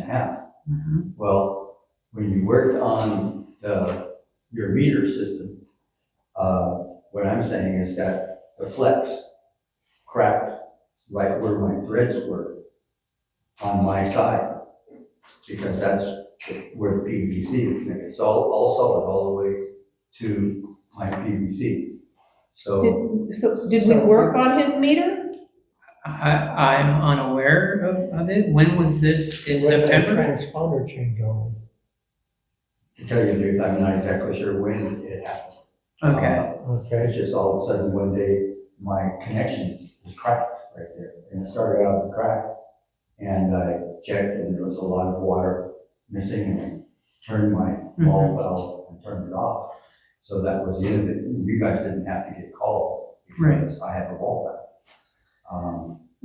Unfortunately, in situations like that, it's kind of hard to determine if it really was us. I'm not saying that we did it or didn't do it, but if you noticed it way later and whatnot, it could have been your shifting of the soil and ground. That stuff does break inevitably over time. Well, it was $180.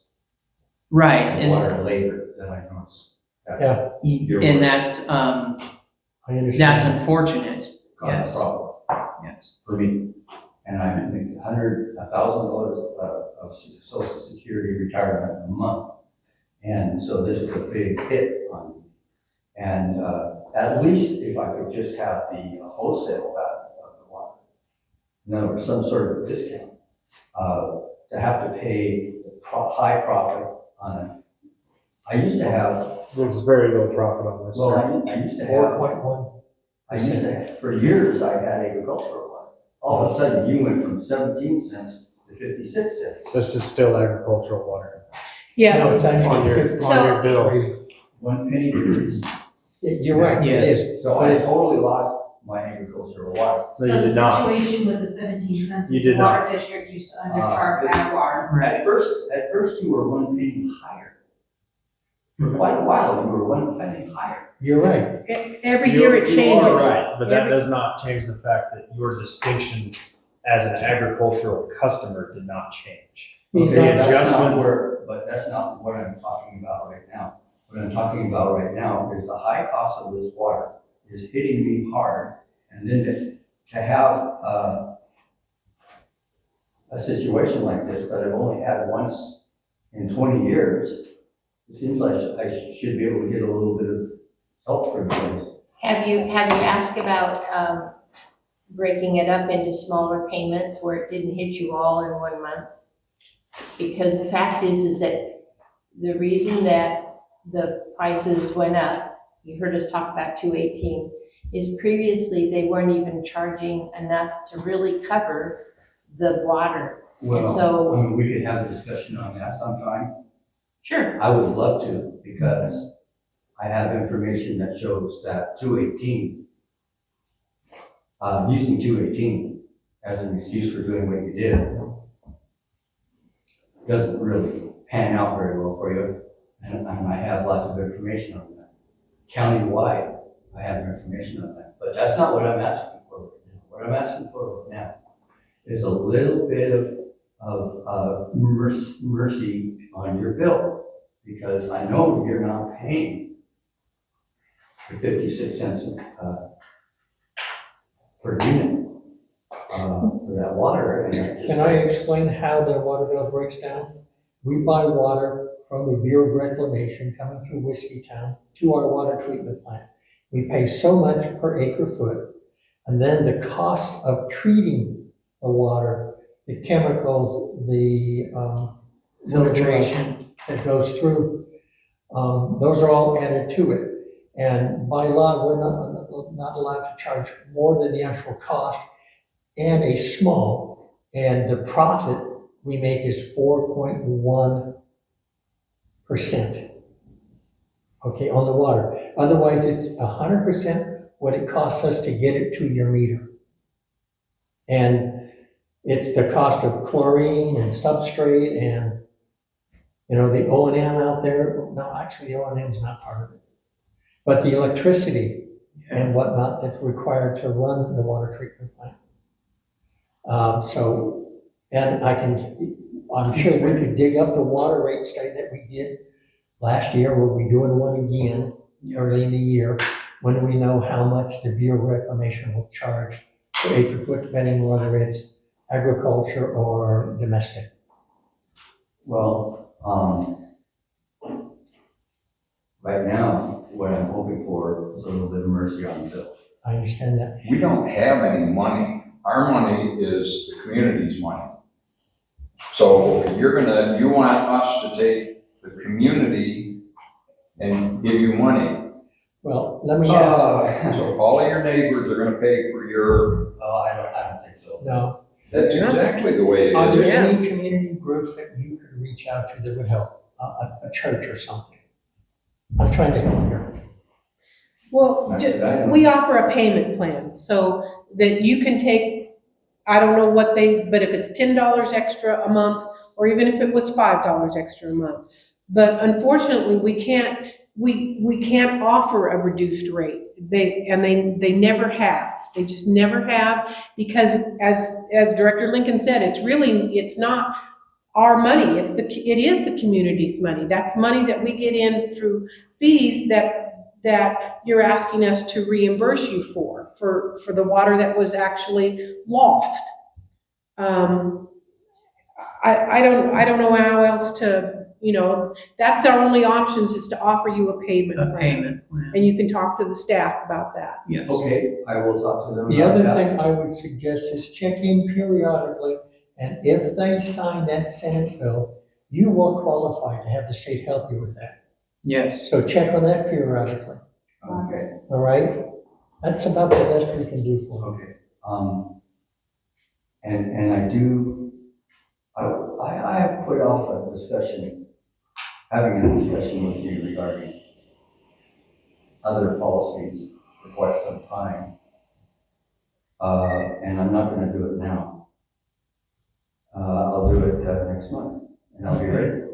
Very good. We'll provide you, if it's not on the agenda, we'll provide you some time, an open time at the start of the meeting to bring that forward. And it's- However, we passed a new policy tonight that any customer can ask for something to go on the agenda. So if you want something put on there, please reach out to staff. It'll be a rate discussion.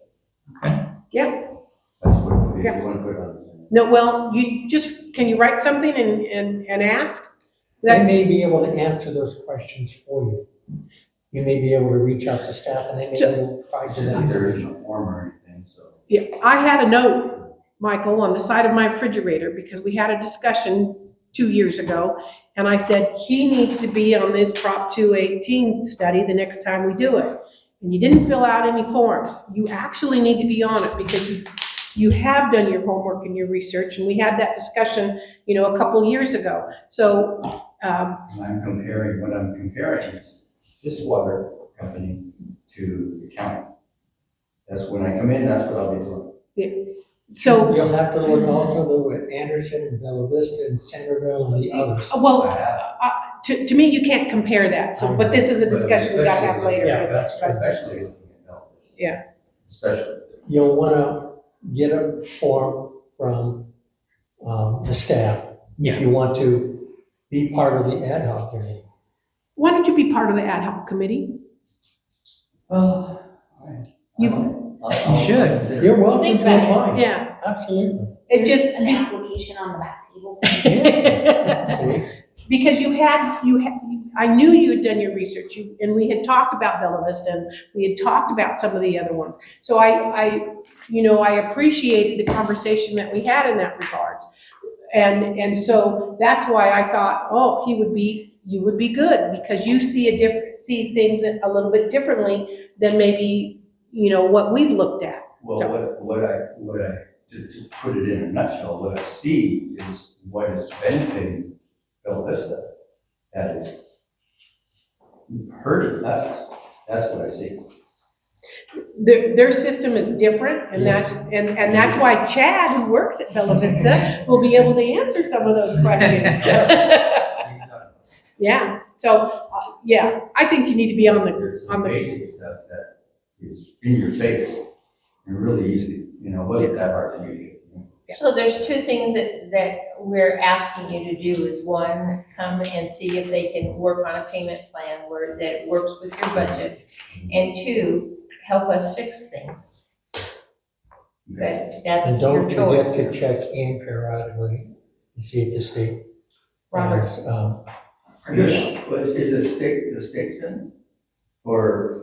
it's a Centerville. I think it was State. part of Yeah, it's a that Senate $2 billion Maybe bond. it's got a chance then. Yeah, Yeah. typically, it was, if it passes, typically it would be a January bill that would go into effect. Okay. Well, that's If it passes, I will advertise it too.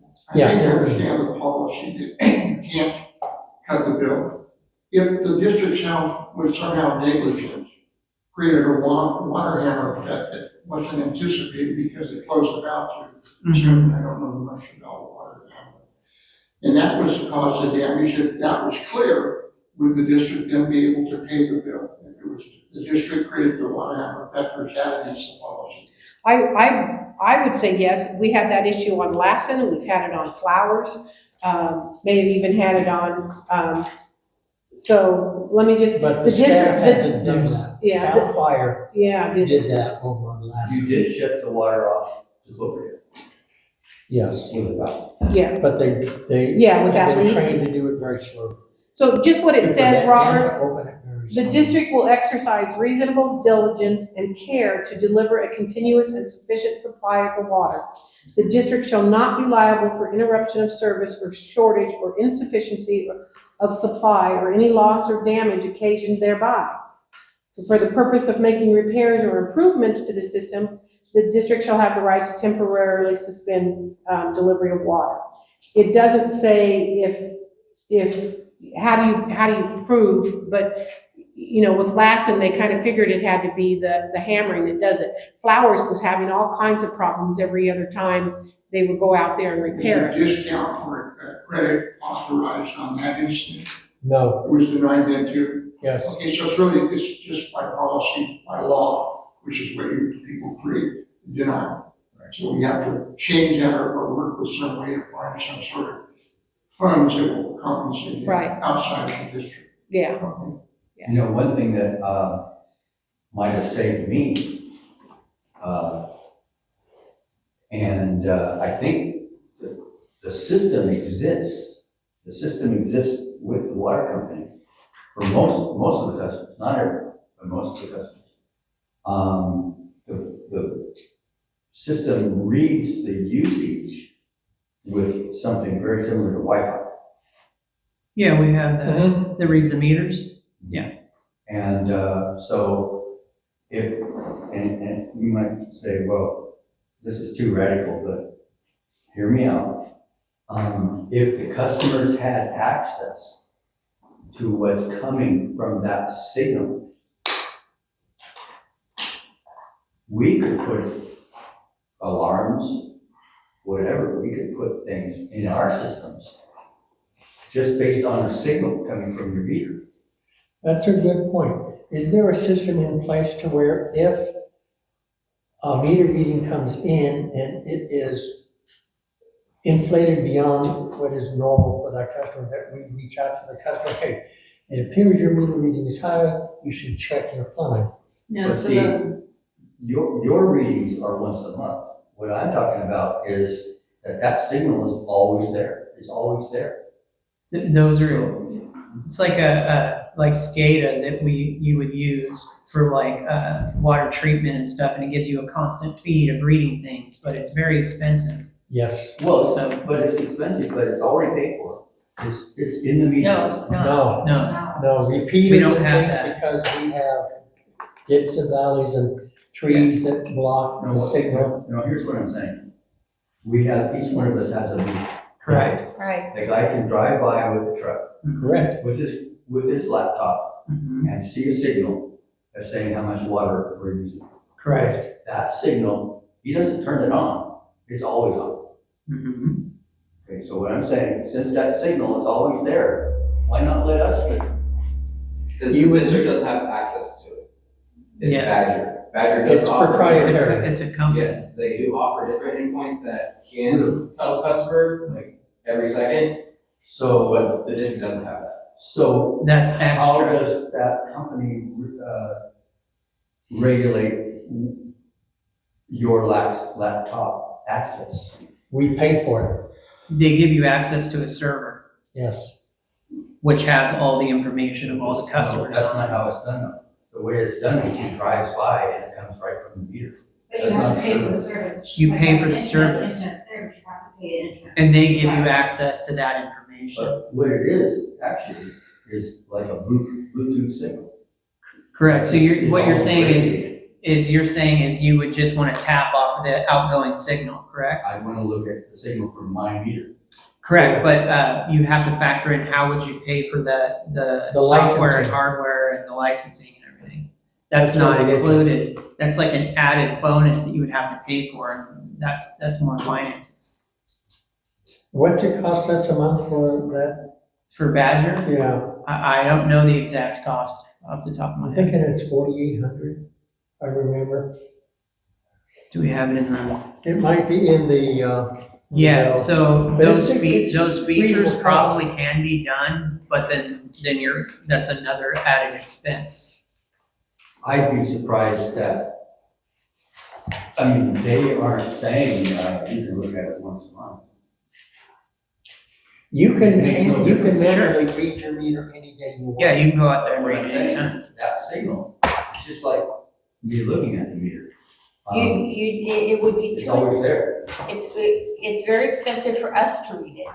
Right. For you to read it and have the ability to read it, it would be above your, But it's expensive for you because you pay a service fee once a month. and you Correct. can pay a service fee all the time. Right. You have to also, You'd have to if pay you your wanted own it for service your fee. meter, you would have to get a licensing agreement with them. What are the handhelds that they use to read it? I don't remember the name. We replaced one not too Triple. long ago, Yeah, The triple. and they're not cheap, no, they're thousands. yeah.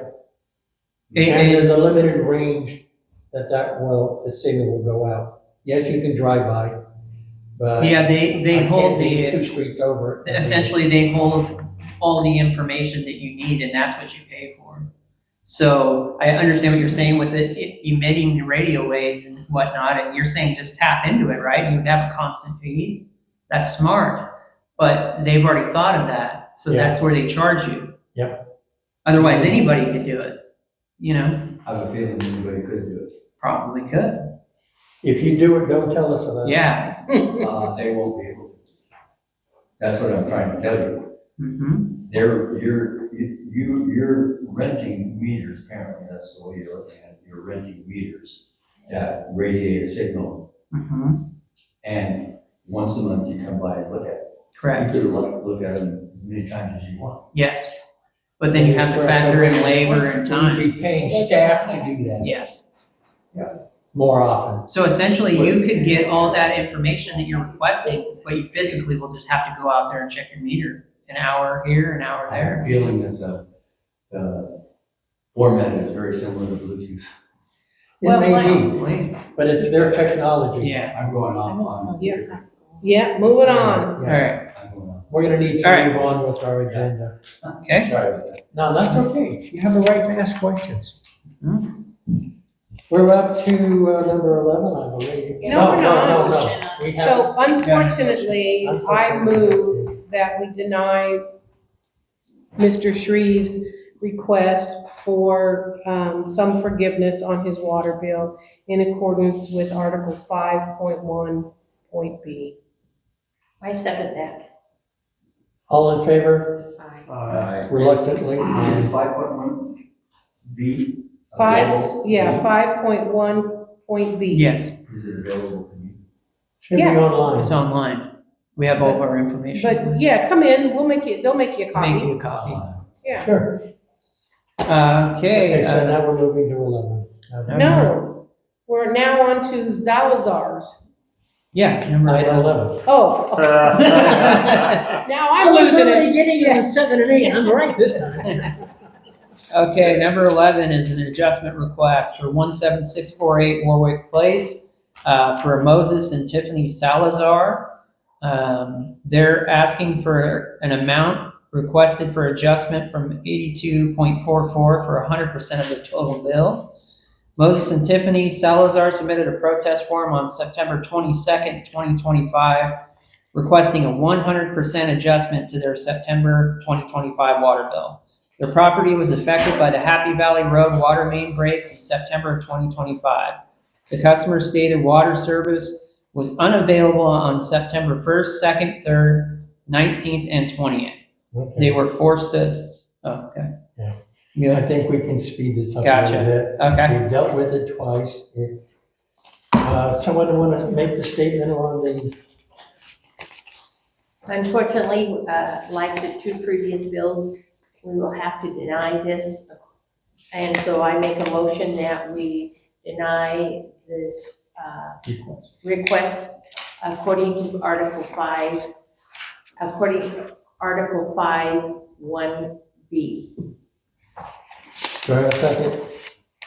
I second that motion. All in favor? Aye.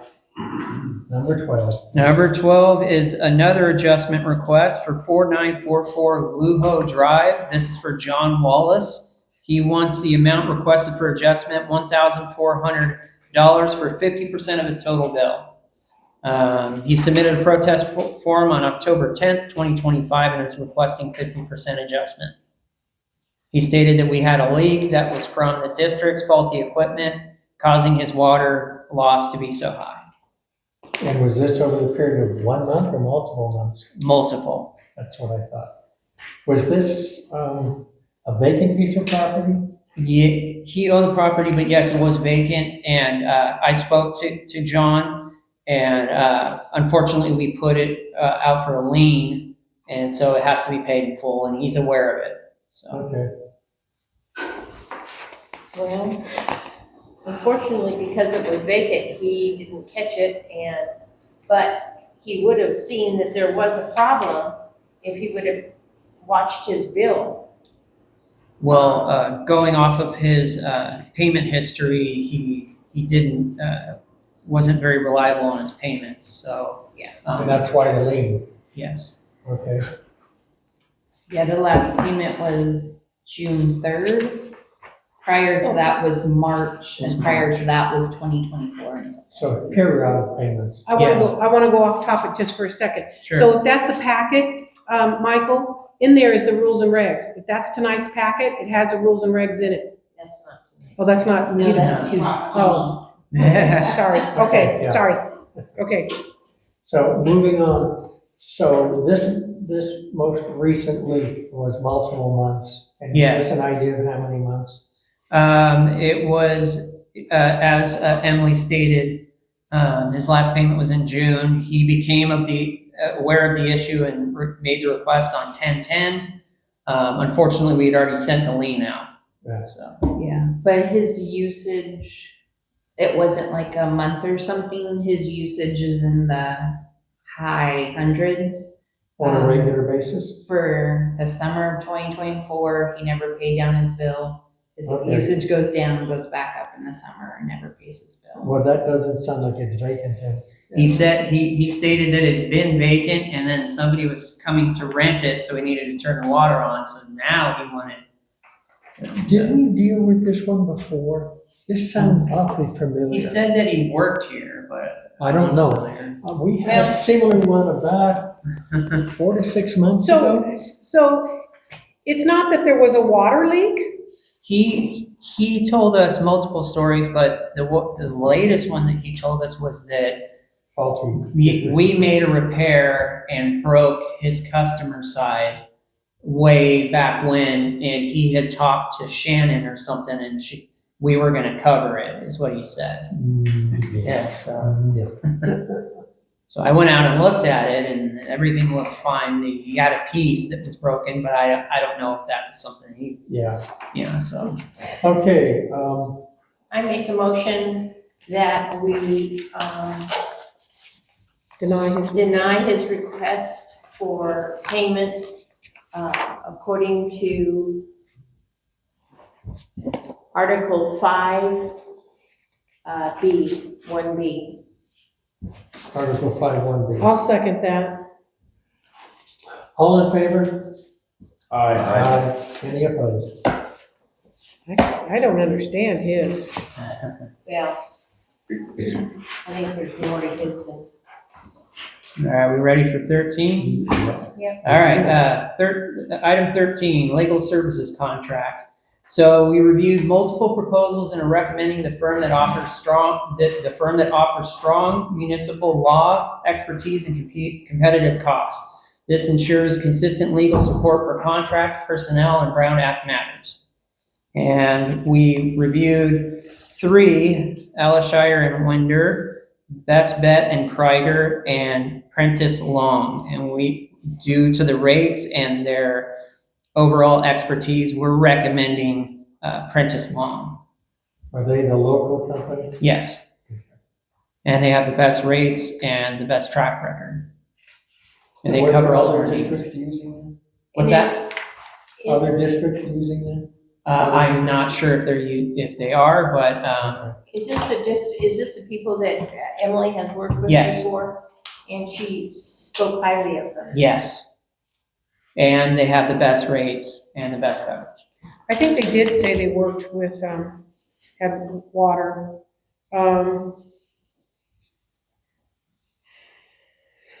Oh, I thought it's saying background, but that's not what it was. Okay. While you look, any comments or questions? That's a Johnson. I just appreciate that there's a Reading firm that understands Yeah. our role in the federal water system. Well, I appreciate the fact that Emily's worked with them and said that they're good to work with. Yep. Yeah. All right. And Jim interviewed them, and he said that they were great, spoke highly of them. It was Very under the professional. resumes that from Amanda Urlheimer. She just says she has considerable experience in advising municipalities and public and private organizations on issues related to all kinds of things. Mhm. So land use, eminent domain, contract, Prop 218, and the Brown Act. Yep. So that was impressive, Yes. so that they've already Yes. got Prop 218 So it experience. hits all of our markers that we're looking for, and great reviews. Sounds good. I think we need then a motion to accept one of the three. Yes. I move that we accept Prentice and Long, contract for legal representation. And Do I have a allow second? the general second manager to enter into a contract with them? Yes. Yes, that, Yes, all that. Okay. Approval to enter a contract for legal services with Prentice and Long. All right. And you're seconding that? All right. All in favor? aye. Any opposed? We have new representation. Excellent. All right. So item 14 is, it's a collection agency agreement. So since we have so many delinquent accounts, this would allow us to refer delinquent accounts over 90 days to collections agencies, improving, recovering, and freeing staff time.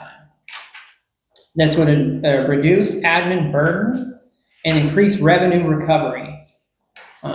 So we're recommending that we go with this agency here for collections agency agreement. Have you worked with them before? No, so I reached out to 4 companies. They're the ones who got back to me. Their specialty is utility companies though. And I spoke to them. The other big thing is there's no fee for us. So it's a high collection, so it's whatever they collect on our behalf, they take 30%, which is high. But right now we have It is. 92 closed stale accounts, and it's almost $32,000 right there. So if we can get any of Anything. it back, because I can't We're vote winning. for liens on these. They don't even own the property, we don't even know where they are. So it'd be focused on more of our really stale accounts. So we're talking the ones that are, what, 120 days or more? Oh, yeah. Yes. We Or have some that, I'd like to see a specific, timeframe that Timeframe. we turn it over. Okay. And that we agree to it. Okay. So can we, then we'd have to create a policy. Well, that was my question, is that we probably need to put it in the rules and regs under a collection policy or a collection, for a collection agency. Just Right. like we do for the delinquency and Yeah. that part there. So we'll need to add that. when we do that, I think we also need to put it in the newsletter Okay. so that customers know. Yeah. Aware. Sure. Yep. So, Let's wait on that one until we have the policy. I think so. I think if you can bring us back something. Can we give any direction on what we're looking for? So if they draft the policy, it's kind of in agreement with what we're looking for. How many days you mean? Like, Yeah, how far out? yeah, 90 days and then it goes there, or 120, or? So the sticky part is liens are an easier, more customer-friendly way to go. So, Yeah. liens we don't put on until 90 days. Right, Liens are, serious. So once liens go on, the customer has to pay us in full and pay the extra $50 for notary fees and the release. But then it's an instant release. It comes off their title. It shows it's released. Right. so are you thinking 6 months? And then, we send them to a collections agency. Now it's reported on their credit. It's a major step. So I don't want to hurt customers too so quickly. you're looking at maybe 180 days or beyond. That's what I would. 6 Okay. months. And at what point do they become so stale that we have to write them off? I believe there is some language in the law after a certain length of time, 2 years, 5 years, whatever it is, Yeah, that you actually have to write them off as bad debt. so are you saying that you would like to see it higher than 6 months? I Is there any have way a you hard could- time deciding because there's people that move to North Carolina on me and I can't, Yeah. get them, so a lien's pointless. But something So on their credit report, maybe. Can you research that a little bit and see Yeah. what the common thing is, or ask that agency how, for their other utilities, how long it is, so that we can get maybe an average. Okay. Yeah, I think a little more information. Yeah, and then we can come back with a policy and have I don't want the full rules and regs, so. Yeah. Well, now you guys have me updating 4 sections, so you're gonna get Well, it. that's We'll keep moving. All right. What we can. All right, do we need to say that we're We're bringing directing? it back. Okay, all right. That's All right. the recommendation we made to the gentleman. Do you consider yourself talking about budget No, sometime? We're not. not at this point in the agenda. Okay, that's going back in time. No, Only if the finance committee wanted to bring it Let's up. ask some more questions about some things that are on the list. I will entertain that maybe at the end. I want to get through a number of these other things, if we can. Okay, so rescheduling December board meeting. I asked that this be on the agenda simply because it's the regular scheduled meeting, 17. I wanted the board to have a chance to say if they're going to be in town or not. I have to be out of town during that part of that period, but I can be back for the board meeting either on the 10th or the 17th and adjust my trip out of town. To when? Either the 10th would be the second week of the second Wednesday of December. Right now, it's scheduled for the 17th of December, the third Wednesday. I will be out of town on the weekend, the 13th, and depending on what the board's decision is tonight, I will adjust my trip in accordance with that. Either leave earlier, drive back on the 16th overnight and be here for the meeting, or whatever, and I've got a family trip I'm going to. So I wanted to give the rest of the board a chance, if they have, anything planned, any family trips or anything planned, that we have a chance to make the adjustment if you so choose. The earlier the better for me. Yeah, I agree. If it doesn't affect staff preparing agendas and getting financials put together for us, I'm more than open to. The 10th. Dr. Weaver? fine. Yeah. That is a short window because that's only 3 weeks and we've got Thanksgiving in there, Agreed? so. I just wanted to You have the just have discussion to though. be not expecting accurate financials because the bill pay would be the day of the board, so we want apples numbers. Yeah. That's really the only thing that would affect us. Okay, I'm open to anything. okay. You're recommending the 10th, Dr. Weaver, the 10th you prefer, Dr. Figurs? I don't care. You don't care. So, All in favor of moving it to the 10th? no, Aye. Aye, okay. The board meeting will be set for the 10th of December. Probably need to put that in the November newsletter though. Yes. Yeah.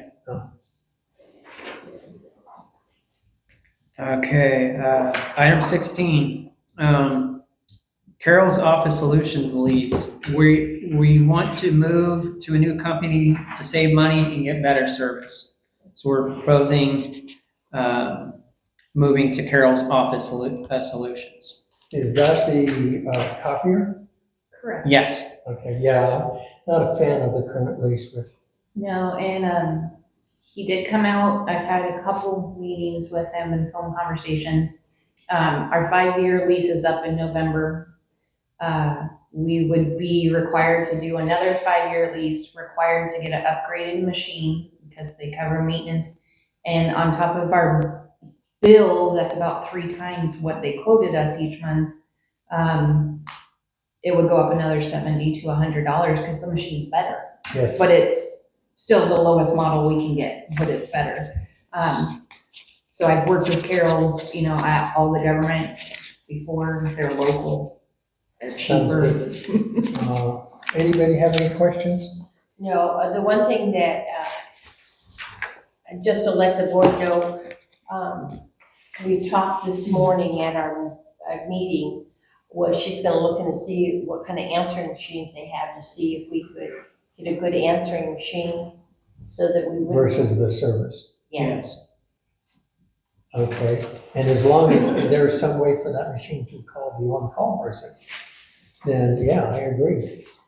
Absolutely. I mean, we just suggested it because Right, our answering machine, our answering service has gotten $400 a month. yeah, it's ridiculous. Inbound, outbound. Okay, Director Lincoln, any questions? No. Director? I have none. I do have one. I know in our current lease, we have a fixed amount of copies we can do monthly. And then when we go beyond that, the charge gets pretty heavy. Have you compared what the current one is with theirs? Yeah, so if you look at the memo, I even broke it down per Okay. month. So they don't have a minimum or a maximum. So their fees is just per A copy. standard monthly? So there's no, Is there a overages. maintenance or insurance piece too? all It's included. included. There's no surprise fees, which our current one charges us for everything. A drawer, Everything. Yes, we pay $15 a month for. A plug, we yes. pay $20. They itemize the components Yes. of the Yeah. Oh, yes. And we entered this I- agreement willingly. I looked at that, I paid Whoa. it for years. I remember a lease agreement. It was before all of us, Yeah. that's for sure. Well, this is a discussion action. Yep, I move to approve to enter into direct the general manager to enter into a lease agreement with Carol's Office Solution and to cancel our lease with Western Business I Products. think let it expire, maybe, since it expires in November. It expires November 21st, No. Right, I think. Yeah. but so we don't have to notify them that we're Oh. canceling? I'll So- notify Just you. not Yeah. renewing. Not renewing the lease. Okay, we have a motion. Do I have a second? I second. Sounds good. All in favor? Aye. Absolute aye. Yeah. Goodbye. That'll be a Uh, breath of fresh air. Item 17, the Christmas festival flyers. So this was put on the agenda. It's a small request of $200 to help print flyers. I'm sorry, $380 to print flyers for the community Christmas festival. It's a good outreach opportunity for the district. If I could reach out and provide background to this. Sure. This was a request by me. A number of the people in the farmer's market wanted to see about doing a Christmas festival type thing. I've reached out through Director Ficker's husband, contacted them. They're willing to let us use the community center at no cost. I reached out to Harry and have locked up the date of November 29th. But I'm looking to see if the board is willing to put out $225, which was a black and white flyer that would go in the November. Actually, it would be coming up pretty quick. I think the deadline's coming up for the November bill. Do we have a copy of the flyer? No, I don't have one yet. So was it the foundation? It says here the Happy Valley Community Foundation is preparing it, so. No. No. It's not. No, they're not. I've been reaching out to members of the group who were interested, to have a flyer developed and also to have some signage out for the day. I'm simply trying to help them facilitate this and not be in charge. So it's a harvest festival? Right, it would be No, kind of like a Christmas. Christmas boutique, Sure. not a harvest festival, but a Christmas one. So this is the farmers group? That some of the farmers group and a few others have reached out to me with an interest. I'm probably gonna end up having to be the contact person for this, even though I don't want to be involved, but, facilitate. You're To in. do Don't they when you have reach any, doesn't the farmers group have any money left over from their $10 and, No, they'll be short about 100 this year. They were short 280 last year. It's out of my pocket, I'm okay with it. I'm not for, we paid for one flyer. For the farmer's market, I agree, and that's why I wanted to discuss it. And if you guys are okay, I haven't even really reached out to them and said, you can do this if you want to. But if you don't want to pay for it, and I'm fine with that, I can reach out to them and tell them, these are the costs if you want to do it. The school one that was in our most recent bill, the color one for the Harvest Festival at the school, Mhm. did the school pay for that? Mm-hmm. Yeah, okay, and that's reasonable. So, if the board so chooses to let them pay for it themselves, I'm fine. But it's supposed to be a discussion action, so. Do I have a motion to approve or not? I don't, just. I make a motion, we do not cover the cost of the Christmas festival flyer. I'll second it. All in favor? Aye. Aye. Any So, opposed? what do I do? Abstain? You can abstain. Okay, well, I have to abstain, my husband's on the board of the There you go. foundation, Yes, but yes, you do. it's not the community foundation, you just said, it's the farmers group. So- Right, they're allowing us to use the facility at no cost. We already voted on this, so I don't know if we can bounce back Right. and have discussion, unfortunately. Because I did have some things, but I'll not. No, pass I'm it. happy to, if there's something you Nope. want to address. Nope, I would just encourage them to promote on Facebook because I think that That's that's the being most done. productive thing. And I'm gonna be asking it to be posted at the school. Yeah. And we've got the tape going for YouTube. So if anybody watching this is interested in being involved, please contact me. Contact the district, give them your information. They'll give it to me, I'll reach out to you. It's November 29th, a Saturday, indoors. Okay, moving on to the journal managers. Yes, general manager's report. I'm going to give you an operational overview. Operations has remained stable and effective during this period. The staff continues to demonstrate strong teamwork across maintenance, operations, and administrative. The team successfully managed several leaks during this. Major mainline breaks on Happy Valley were two. Those were major. The guys and gals did great. We're continuing PRB inspections and completing key follow-up items for the recent finance and compliance reviews. What's PRV? Pressure reducing valve. Okay. The most recent field assessments identified a few aging service connections and valves requiring long-term replacement planning. Coordination is underway to integrate these findings into the upcoming capital improvement plan. Administration and compliance. Over the past month, I focused on reinforcing internal documentation and communication pathways between departments.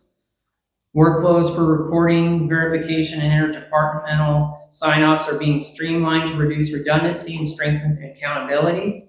Compliance schedules have been reviewed and cross-checked against regulatory deadlines. The next step is to aligning staff assignments and training to ensure reporting continuity during absences or transitions.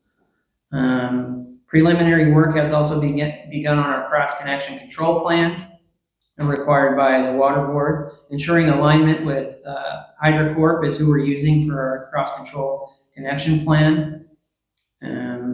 Finance and governance coordination. The finance team has addressed prior audit-related tasks, including the capital asset review follow-up with J.R. Martin and Associates and QuickBook adjustments tied to loan interest reporting. Budget tracking remains on schedule. Staff and community engagement. Externally, the district is remaining positive collaboration with Centerville and Bella Vista, other regional partners. Next steps. In the coming weeks, I will finalize draft versions of the authority matrix internal reporting procedures, review and update the district's preventative maintenance plans, continue progress on compliance assignments and capital project documentation, prepare for upcoming board strategic planning workshops and rate discussions, develop a framework for integrating cross-departmental performance metrics. And that's it really. Our finances or revenues are 25%, 24% of budget. Expenditures are at 27%. Projects like the backwash pond grant closeout is underway. I talked about the 10-inch mainline breaks we had. Our delinquencies total number is down slightly, but the high balances still remain. I already spoke about that, and we're starting the Prop 218 groundwork and update on the CIP priorities. And that's mainly what I have for the GM report. Okay, a lot of times we also get water usage through the water treatment plant from Bill. That's Yeah, about operations. and that's the operations report. Okay, is that on here? That's what I'm moving to next. Okay, and will there also be report on the delinquencies, 30, 60, 90 days, whatever, because that's typically in there. That's on the operation. It's on the Okay, operations next I- report. That's fine. Okay, Mine's all so- over the place for some reason. I'm trying to find No my problem. report right now. So this is the ops report. Administration, there's 223 accounts that are 121 days or greater delinquent, totaling $79,351. There are 120 accounts that are 90 to 120 days delinquent, totaling $6,188. There are 200 accounts that are 60 to 90 days delinquent, totaling $13,923. There are 405 accounts that are 30 to 60 days delinquent, totaling $31,088. We have the aging, how many days, accounts, total, all broken down in the next column there. For the water treatment plant operations, the water treatment plant produced 523 acre feet of surface water. Clear Creek CSD used 357 acre feet of surface water in August, 226 acre feet, and 150 of ag. 2,229 acre feet total in surface water for the water year 25-26. Well production, 0. We didn't run the wells at all. For the operations report from Bill, staff has been busy with routine maintenance, monitoring, and operations of the treatment plant. The treatment plant is producing 400 million gallons a day. Staff had to perform a shutdown to repair a leak on the pre-chlorine injection line. The plant was shut down for several hours, which impacted Centerville. Staff fabricated a filter to waste pump suction screen. They used expanded metal and flat stock, was rolled into a cylinder and bolted together with stainless steel fasteners, painted with a 2-part drinking water safe epoxy paint. The old screen material was thin and only lasted about a year before staff would have to make a new one. Pond number 2 update. Contractors continue to form and place rebar in the bottom of the pond. Approximately 600 yards have been poured to date. 600 yards of concrete. Most of the pond floor and half of the side slopes are complete. The recent rainstorms have delayed some of the concrete work. And that's it for operations. You have any questions? Pictures to come out? Yeah, He sends pictures about every week and a half, and then they Are they go getting up on online? Facebook, yeah. Or just Facebook, not the website? One of the things that we had previously was one month we'd have, Bill here to give us a report, and the next month we'd have Morgan here. That was kind of nice. Yeah, let's do that. Well, I don't know what you guys think about it, but I I think where it's necessary, it's a good thing. Yep. Just a second. Anything else from the board on the operations or manager's report? Have we been through the operations No. report yet? Yeah, he was just finishing. That was the operations report. Distribution yet. No. No, I still got, oh, I'm sorry, I got Yeah, distribution. So let's go ahead and finish. That was just the treatment plant.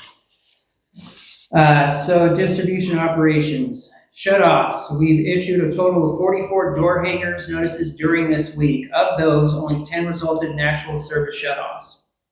Leak management, 3 planned repairs were completed this week. Air relief valve on Desjardins Lane, fancy, yeah. Leak repair on La Rue Drive, and a leak repair on Cimarron Trail. Additionally, we responded to 2 emergency leaks. Breezeway, which affected 3 customers, and Lassen Avenue affected 74 customers. Due to a tree root interference on Lassen Avenue, 2 separate shutdowns were necessary to address issues further up the line.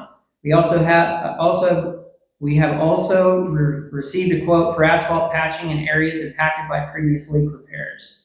Davis Excavation will be handling the work, which is expected to be completed in 1 day. Maintenance. We have accepted the quote from Shamrock to seal, coat, and stripe the front parking lot, and are working to schedule the project before the rainy season begins. This improvement will enhance the overall appearance and functionality of the front area of the parking lot. Additional upgrades completed include installation of a new sprinkler system to maintain the front lawn, fresh paint applied to the mailboxes, drop boxes, and children's book exchange stand. These enhancements have significantly improved the curb appeal and presentation of the front office area. How much is it to do the parking lot? I believe it's 4,500. A seal coat, is that just a seal coat? That's a seal or coat, chip seal? painting, chip seal, yeah. Okay. So that's not just aesthetic, that's also No. functional. It's functionality. Preserving Yeah. and extending. With the life. cross hatching, all the painting is included. All right. Good. On the company to do the asphalt patching, is there a scope of work? We had a problem with one of the companies not compacting the soil underneath. Okay. So it then settled, and then we had to pay and have them come back and. Yeah, I redo it. can get that. And I'd like to make sure that there is a scope to where they are responsible for doing it properly. And if we have to have our compactor go out there before they patch or whatever, I just want to make sure that we're not having to tear up their work and redo it because it wasn't done right. That happened, it cost us about $18,000. Okay. And that's all I got for the report.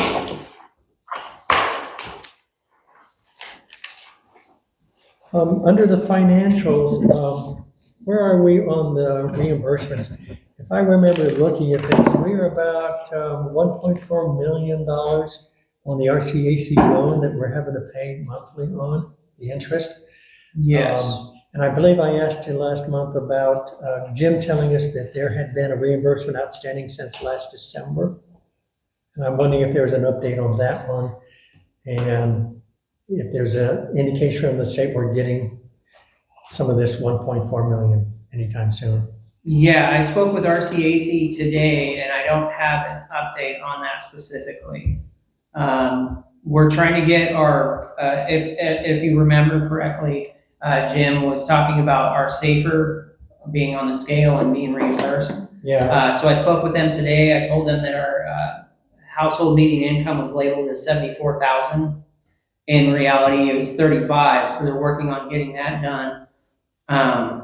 And speaking of a bill that they're trying to pass through on November 3rd or 4th, that would put us in criteria to be helped with funding coming sooner than later. We're number 5 on the list right They're now. redistricting me. Yes. So that's the latest I have on RCAC. Okay. I was gonna meet with Jim yesterday, but he's not feeling well. Okay. To help with that.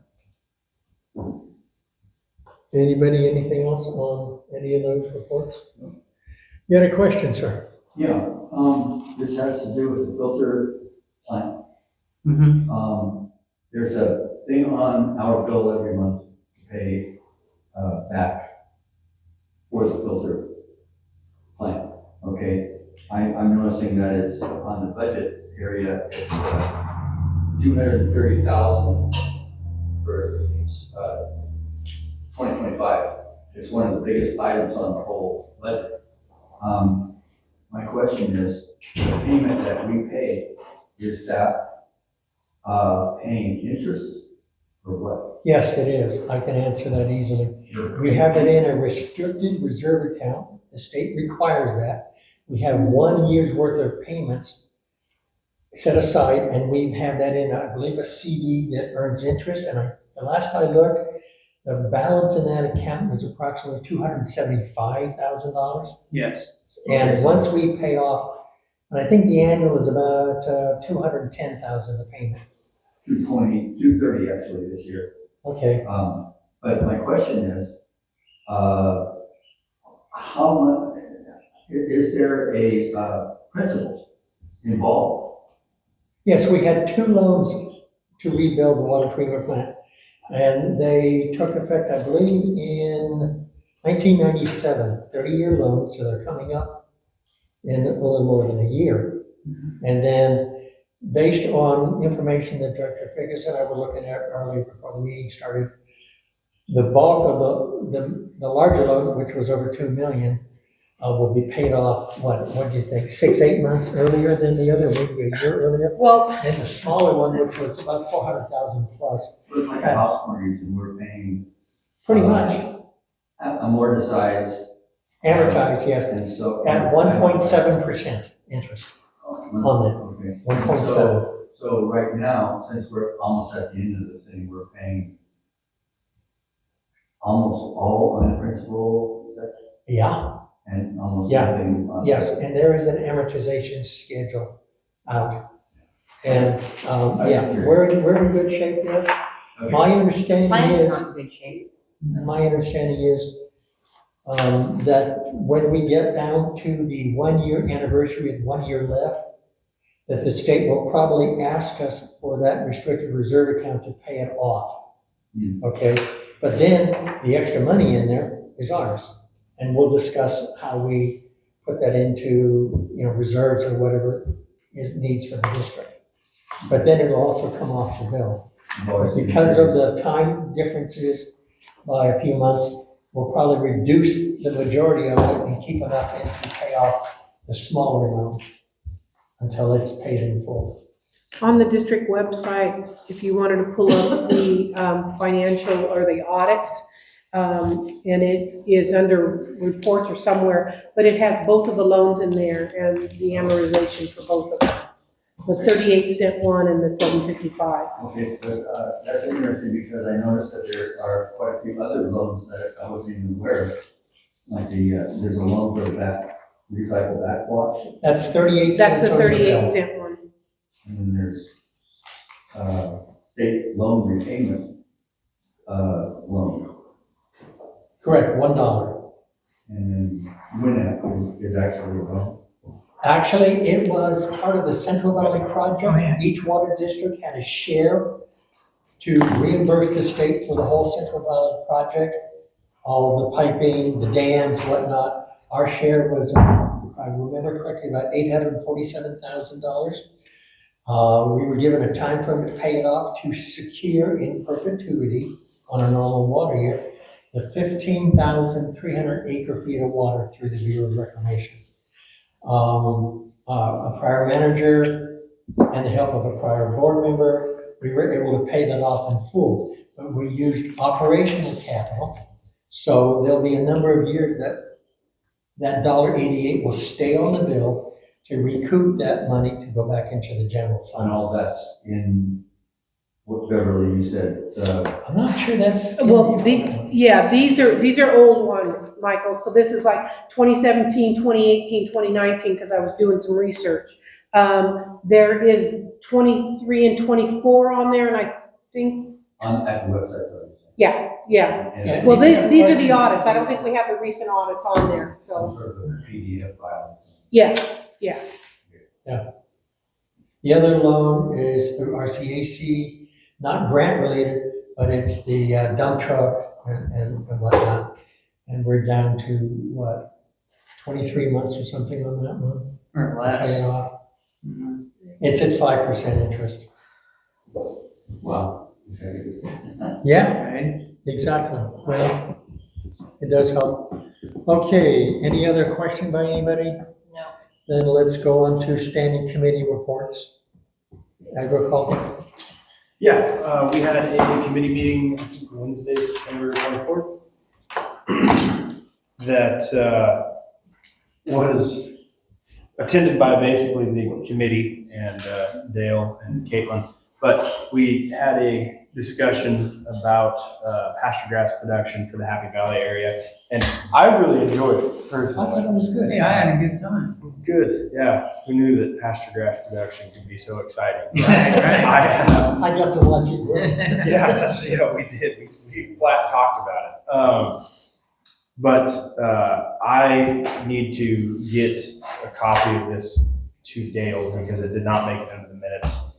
Okay. And then I think we'd like to put it on the website so it is available should people decide that they want to try and find that. So if you have any interest in pasture grass production in our area or establishing or reclaiming pasture, there should be in the next month a PDF on the website that will take you to the presentation that I put together for that. There's a lot of different resources available in here and contacts within the area that can potentially help you get started. So that is more or less what I had for the Ag Committee report.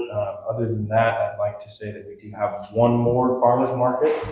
That should be next Saturday. The 25th. Saturday the 25th, excuse me.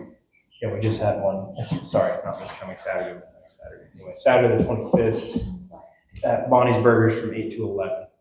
And that is the last and final farmers market for the Correct. year. Look for potentially a Christmas market. Possibly. They're looking to try to organize it. And as far as the farmer's market goes, we're looking into relocating it onto some property owned by the local fire department. Would be over there by Hawthorne and Happy Valley at the vacant lot right next to the market. And we'll be meeting with the fire department on November 10th to discuss that. Thank you. Finance committee, I don't know. you don't know? No, we had like 4 or 5 items that we were talking about. We met with the general manager and the accountant, and we were going over some of the figures that needed to be updated because they weren't jiving or they were negative, and had too many things going on in the month of September. So can you add anything else? Well, yeah, we had some anomalies in there, and we brought them up to our general manager to fix. And he assured me that the majority of it has been corrected and it should be in our packets. Yep. There were months where certain things weren't brought up. There was months where the payroll for Mr. Watley was a minus number, as if he had paid us $7,000 or $8,000 for the privilege of working here. Also, the account clerk was a minus number also. Same thing, and it should have been a positive number as an expense. There were things like that. Mhm. Some of it was just like 1 month, payroll hit 3 times. Yep. But the following month, it appeared payroll hit only 1 time, and it still should have hit twice. And I was concerned about that because it looked like it was, I think that was the August, and I'm hoping that got corrected. Okay. I still have some concerns about the property tax issue. I think Yeah. we're not getting the money we're supposed to be getting. Yeah, and I can clarify that more with Shireen. Okay.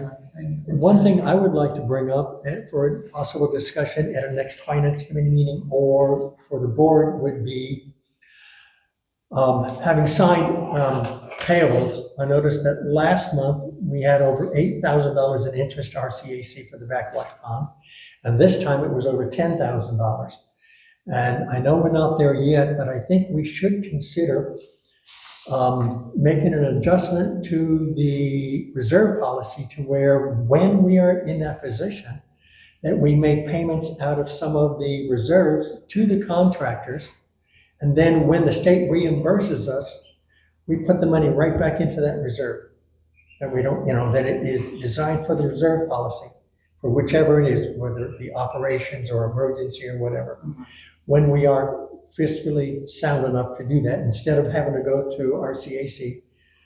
I'm really concerned about the interest that we're paying. I mean, it's nice that we got the loan, but it's costing us a lot more than we anticipated because the state is becoming very slow in reimbursing us. Yes. And I'd love to see some way for us to fund some of that in a way that does not harm the district. But if we could save $60,000, $80,000 a year on a grant, that just benefits the community. And that's something to bring up at another time, I think. The only thing I would ask would be, when do we want to do the next finance committee meeting so that we can review it for the first quarter and possibly recommend to the board adjustments to this fiscal budget? So, one of our financial duty papers said, A minimum quarterly. well, but it also says like reviewing the budget every 6 months. So I don't know if that's, if we're there or we're looking at, the next quarter ends in December, doesn't it? So Yeah, we wouldn't- December 31st. Right, so it wouldn't be until January that we Right. would meet again. So I'm asking, do we want to do a meeting like that and take a look at the budget to make adjustments? That's your call. Sometime in January, yes. You want to wait till January? Mhm. Okay. Well, we have to have the 6-month data, is what I Well, would. we could do a 3-month if we chose to, because we should be meeting every 3 months anyway. My concern there only was, do we need to adjust some of the funds when we are finding that distribution is way underutilized in their budget? Can we maybe run some of it over into another area that needs it? We're obviously overspending on the interest for the Why are we RCAC loan. why are we talking about this? Because we're asking, do we want to schedule a finance committee meeting? Okay, so let's talk about that privately. All right, fair enough. Planning, steering, anything? No, Personnel committee, chair just left. Well, she left. We met in a closed session. We're already starting in regards to the MOU. And so of course, we're just discussing, so no action was taken, but that's all we've done so far is start analyzing. We know that there's some errors in the MOU, had to do with like part-time help and how it said they weren't going to get benefits and that kind of stuff. So there's some things in there, anomalies. For sure, we know we have to change. And then next is the Centerville Contract Ad Hoc Committee. We met a couple weeks ago, and we met again this morning. We had personnel, and I already talked to them about our standing committee.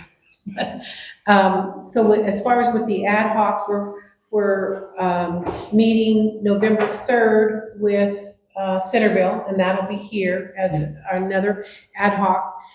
They have concerns with apparently how we are coming up with the CPIU rate percentages every year for the last few years. And so we're going to be reviewing that. I don't know if there was an agenda on that attachment you sent, because I couldn't open anything. Okay. Chris had some kind of an attachment down at the bottom, and I couldn't open it. Yeah, I didn't notice it. I only saw the scheduling. Yeah. So maybe that's what it was, what I couldn't open. So we're finding a few issues and things that we want to address, so hopefully it'll be a good meeting. And Bill has helped us out greatly as far as things that, he sees that we need to adjust, and also, areas that we can ask Senator Bill about. Good. So, that has been a great help. Any questions about any of that? No. Board member items, starting with you, Director Weaver. Anything? Come back to me, because I had one and I forgot No it. problem. Director Figgis. I wanted to ask, at the last meeting, there was some issue with the hookups, the equipment that we were, water hookup, like Scott's You issue. mean the hot tap? Yeah. Yes. Oh, yeah, That's Yeah, on I mine. do. That's I have- easy to get to. I'm glad you brought that up. So to put in new services, to tap new services, you have to have what's called a hot tapper. And we do have one here, and I went and took a look at it. It's pretty old. That's fine as long as it worked properly and we had all the equipment, which we don't. We're missing some of the key components. So my suggestion is a brand new tapping system is $1,956. But that would get us, and I could train the staff. I've used it quite a few times, and this is a Wheeler Rex. Is recommending is getting this, and itself, it could pay for itself after one use. So I wanted to bring that to the board and let you guys know that I did observe the one we had. I inspected it, and it's pretty rusted up. It's old, and not all the components are there to utilize. And do you have enough money in your budget to get it? Yes. So you don't need our approval on that. No. That's within his limit, Yes. Go and for it it. fits the budget. Yeah. Anything else? Nope. I asked my questions. You asked yours, very good. Director Johnson, anything? Okay. Yes, precisely, but there's been a lot of action, so it's all very reassuring. Yes. You guys pulled the hydrant, Yes. sent me an email, updated on that, that's great. Yes. I've noticed, and this may or may not be us, but I Mhm. have noticed on the east side of the mailboxes, which is on the east side of Hope K, Mhm. where the hydrant was located, there are a lot of white flags and some marking paint on the Oh, that's ground. because we marked it out. Okay. We're marking it out to Okay. put in the new one. Perfect. I was speaking with a neighbor the other day about it, and he said, well, I noticed they pulled it. And I said, they did, and here's why. Yeah. They're going to relocate it. I can't tell you exactly where right now. Yeah, but I'm almost positive that all of the flagging and marking is probably Yes. where they're looking. So we pulled it, we marked it out to put in a new 6-inch, potentially right across the street. Yeah, right there. that's perfect. So it'll be within reason of where it was. Absolutely. Yeah, thank you very much for that. Cool. Good. I think my only question, since the hot tap was covered, was, two things, actually. Audits. The information on the audits and where we are on the next one. They're kind of pretty far behind right now. Yes. Let's see. So I sent some information to Shireen. She put here for the audit, payroll audit, reconcile August payroll by department. The last audit, the 2023 audit, that's the last information that I have as far as the audits go. Hertshire and J.R. Martin were working. Hirschwall, yeah. Sorry, I get the names mixed up. They were proceeding on working on the new one, and that's the latest I have. Okay. So are you gonna bring the 23 to the board for approval? Yes, That's next month? yes. Excellent. Oh, and then the other was that issue with the placement of the agenda in board packet. I don't know what happened. Somehow they ended up at the very bottom, and Oh, you had to click view Yeah, more, and then down, down, down, down. whatever happened with that, with trying to we were trying to move it from the Yeah. bottom to the top. You can Candace just went who knows how to move fix it. it.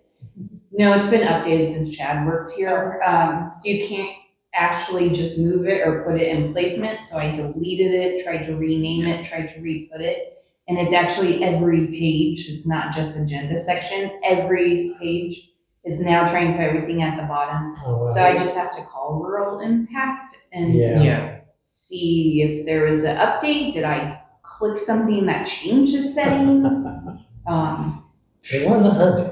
I don't know. Yeah, our apologies for that. We couldn't figure out how to, for some reason, we couldn't get it to the top, so the board agenda was located at the very bottom. We didn't do that on purpose, it's just, No, we did that. Anything else? Any questions from the public? I just think it works really well, the board and the management. Oh, thank you. Oh, let's get out of there. It is 8:35 and the meeting is adjourned. This was a long one. Yeah. Too long.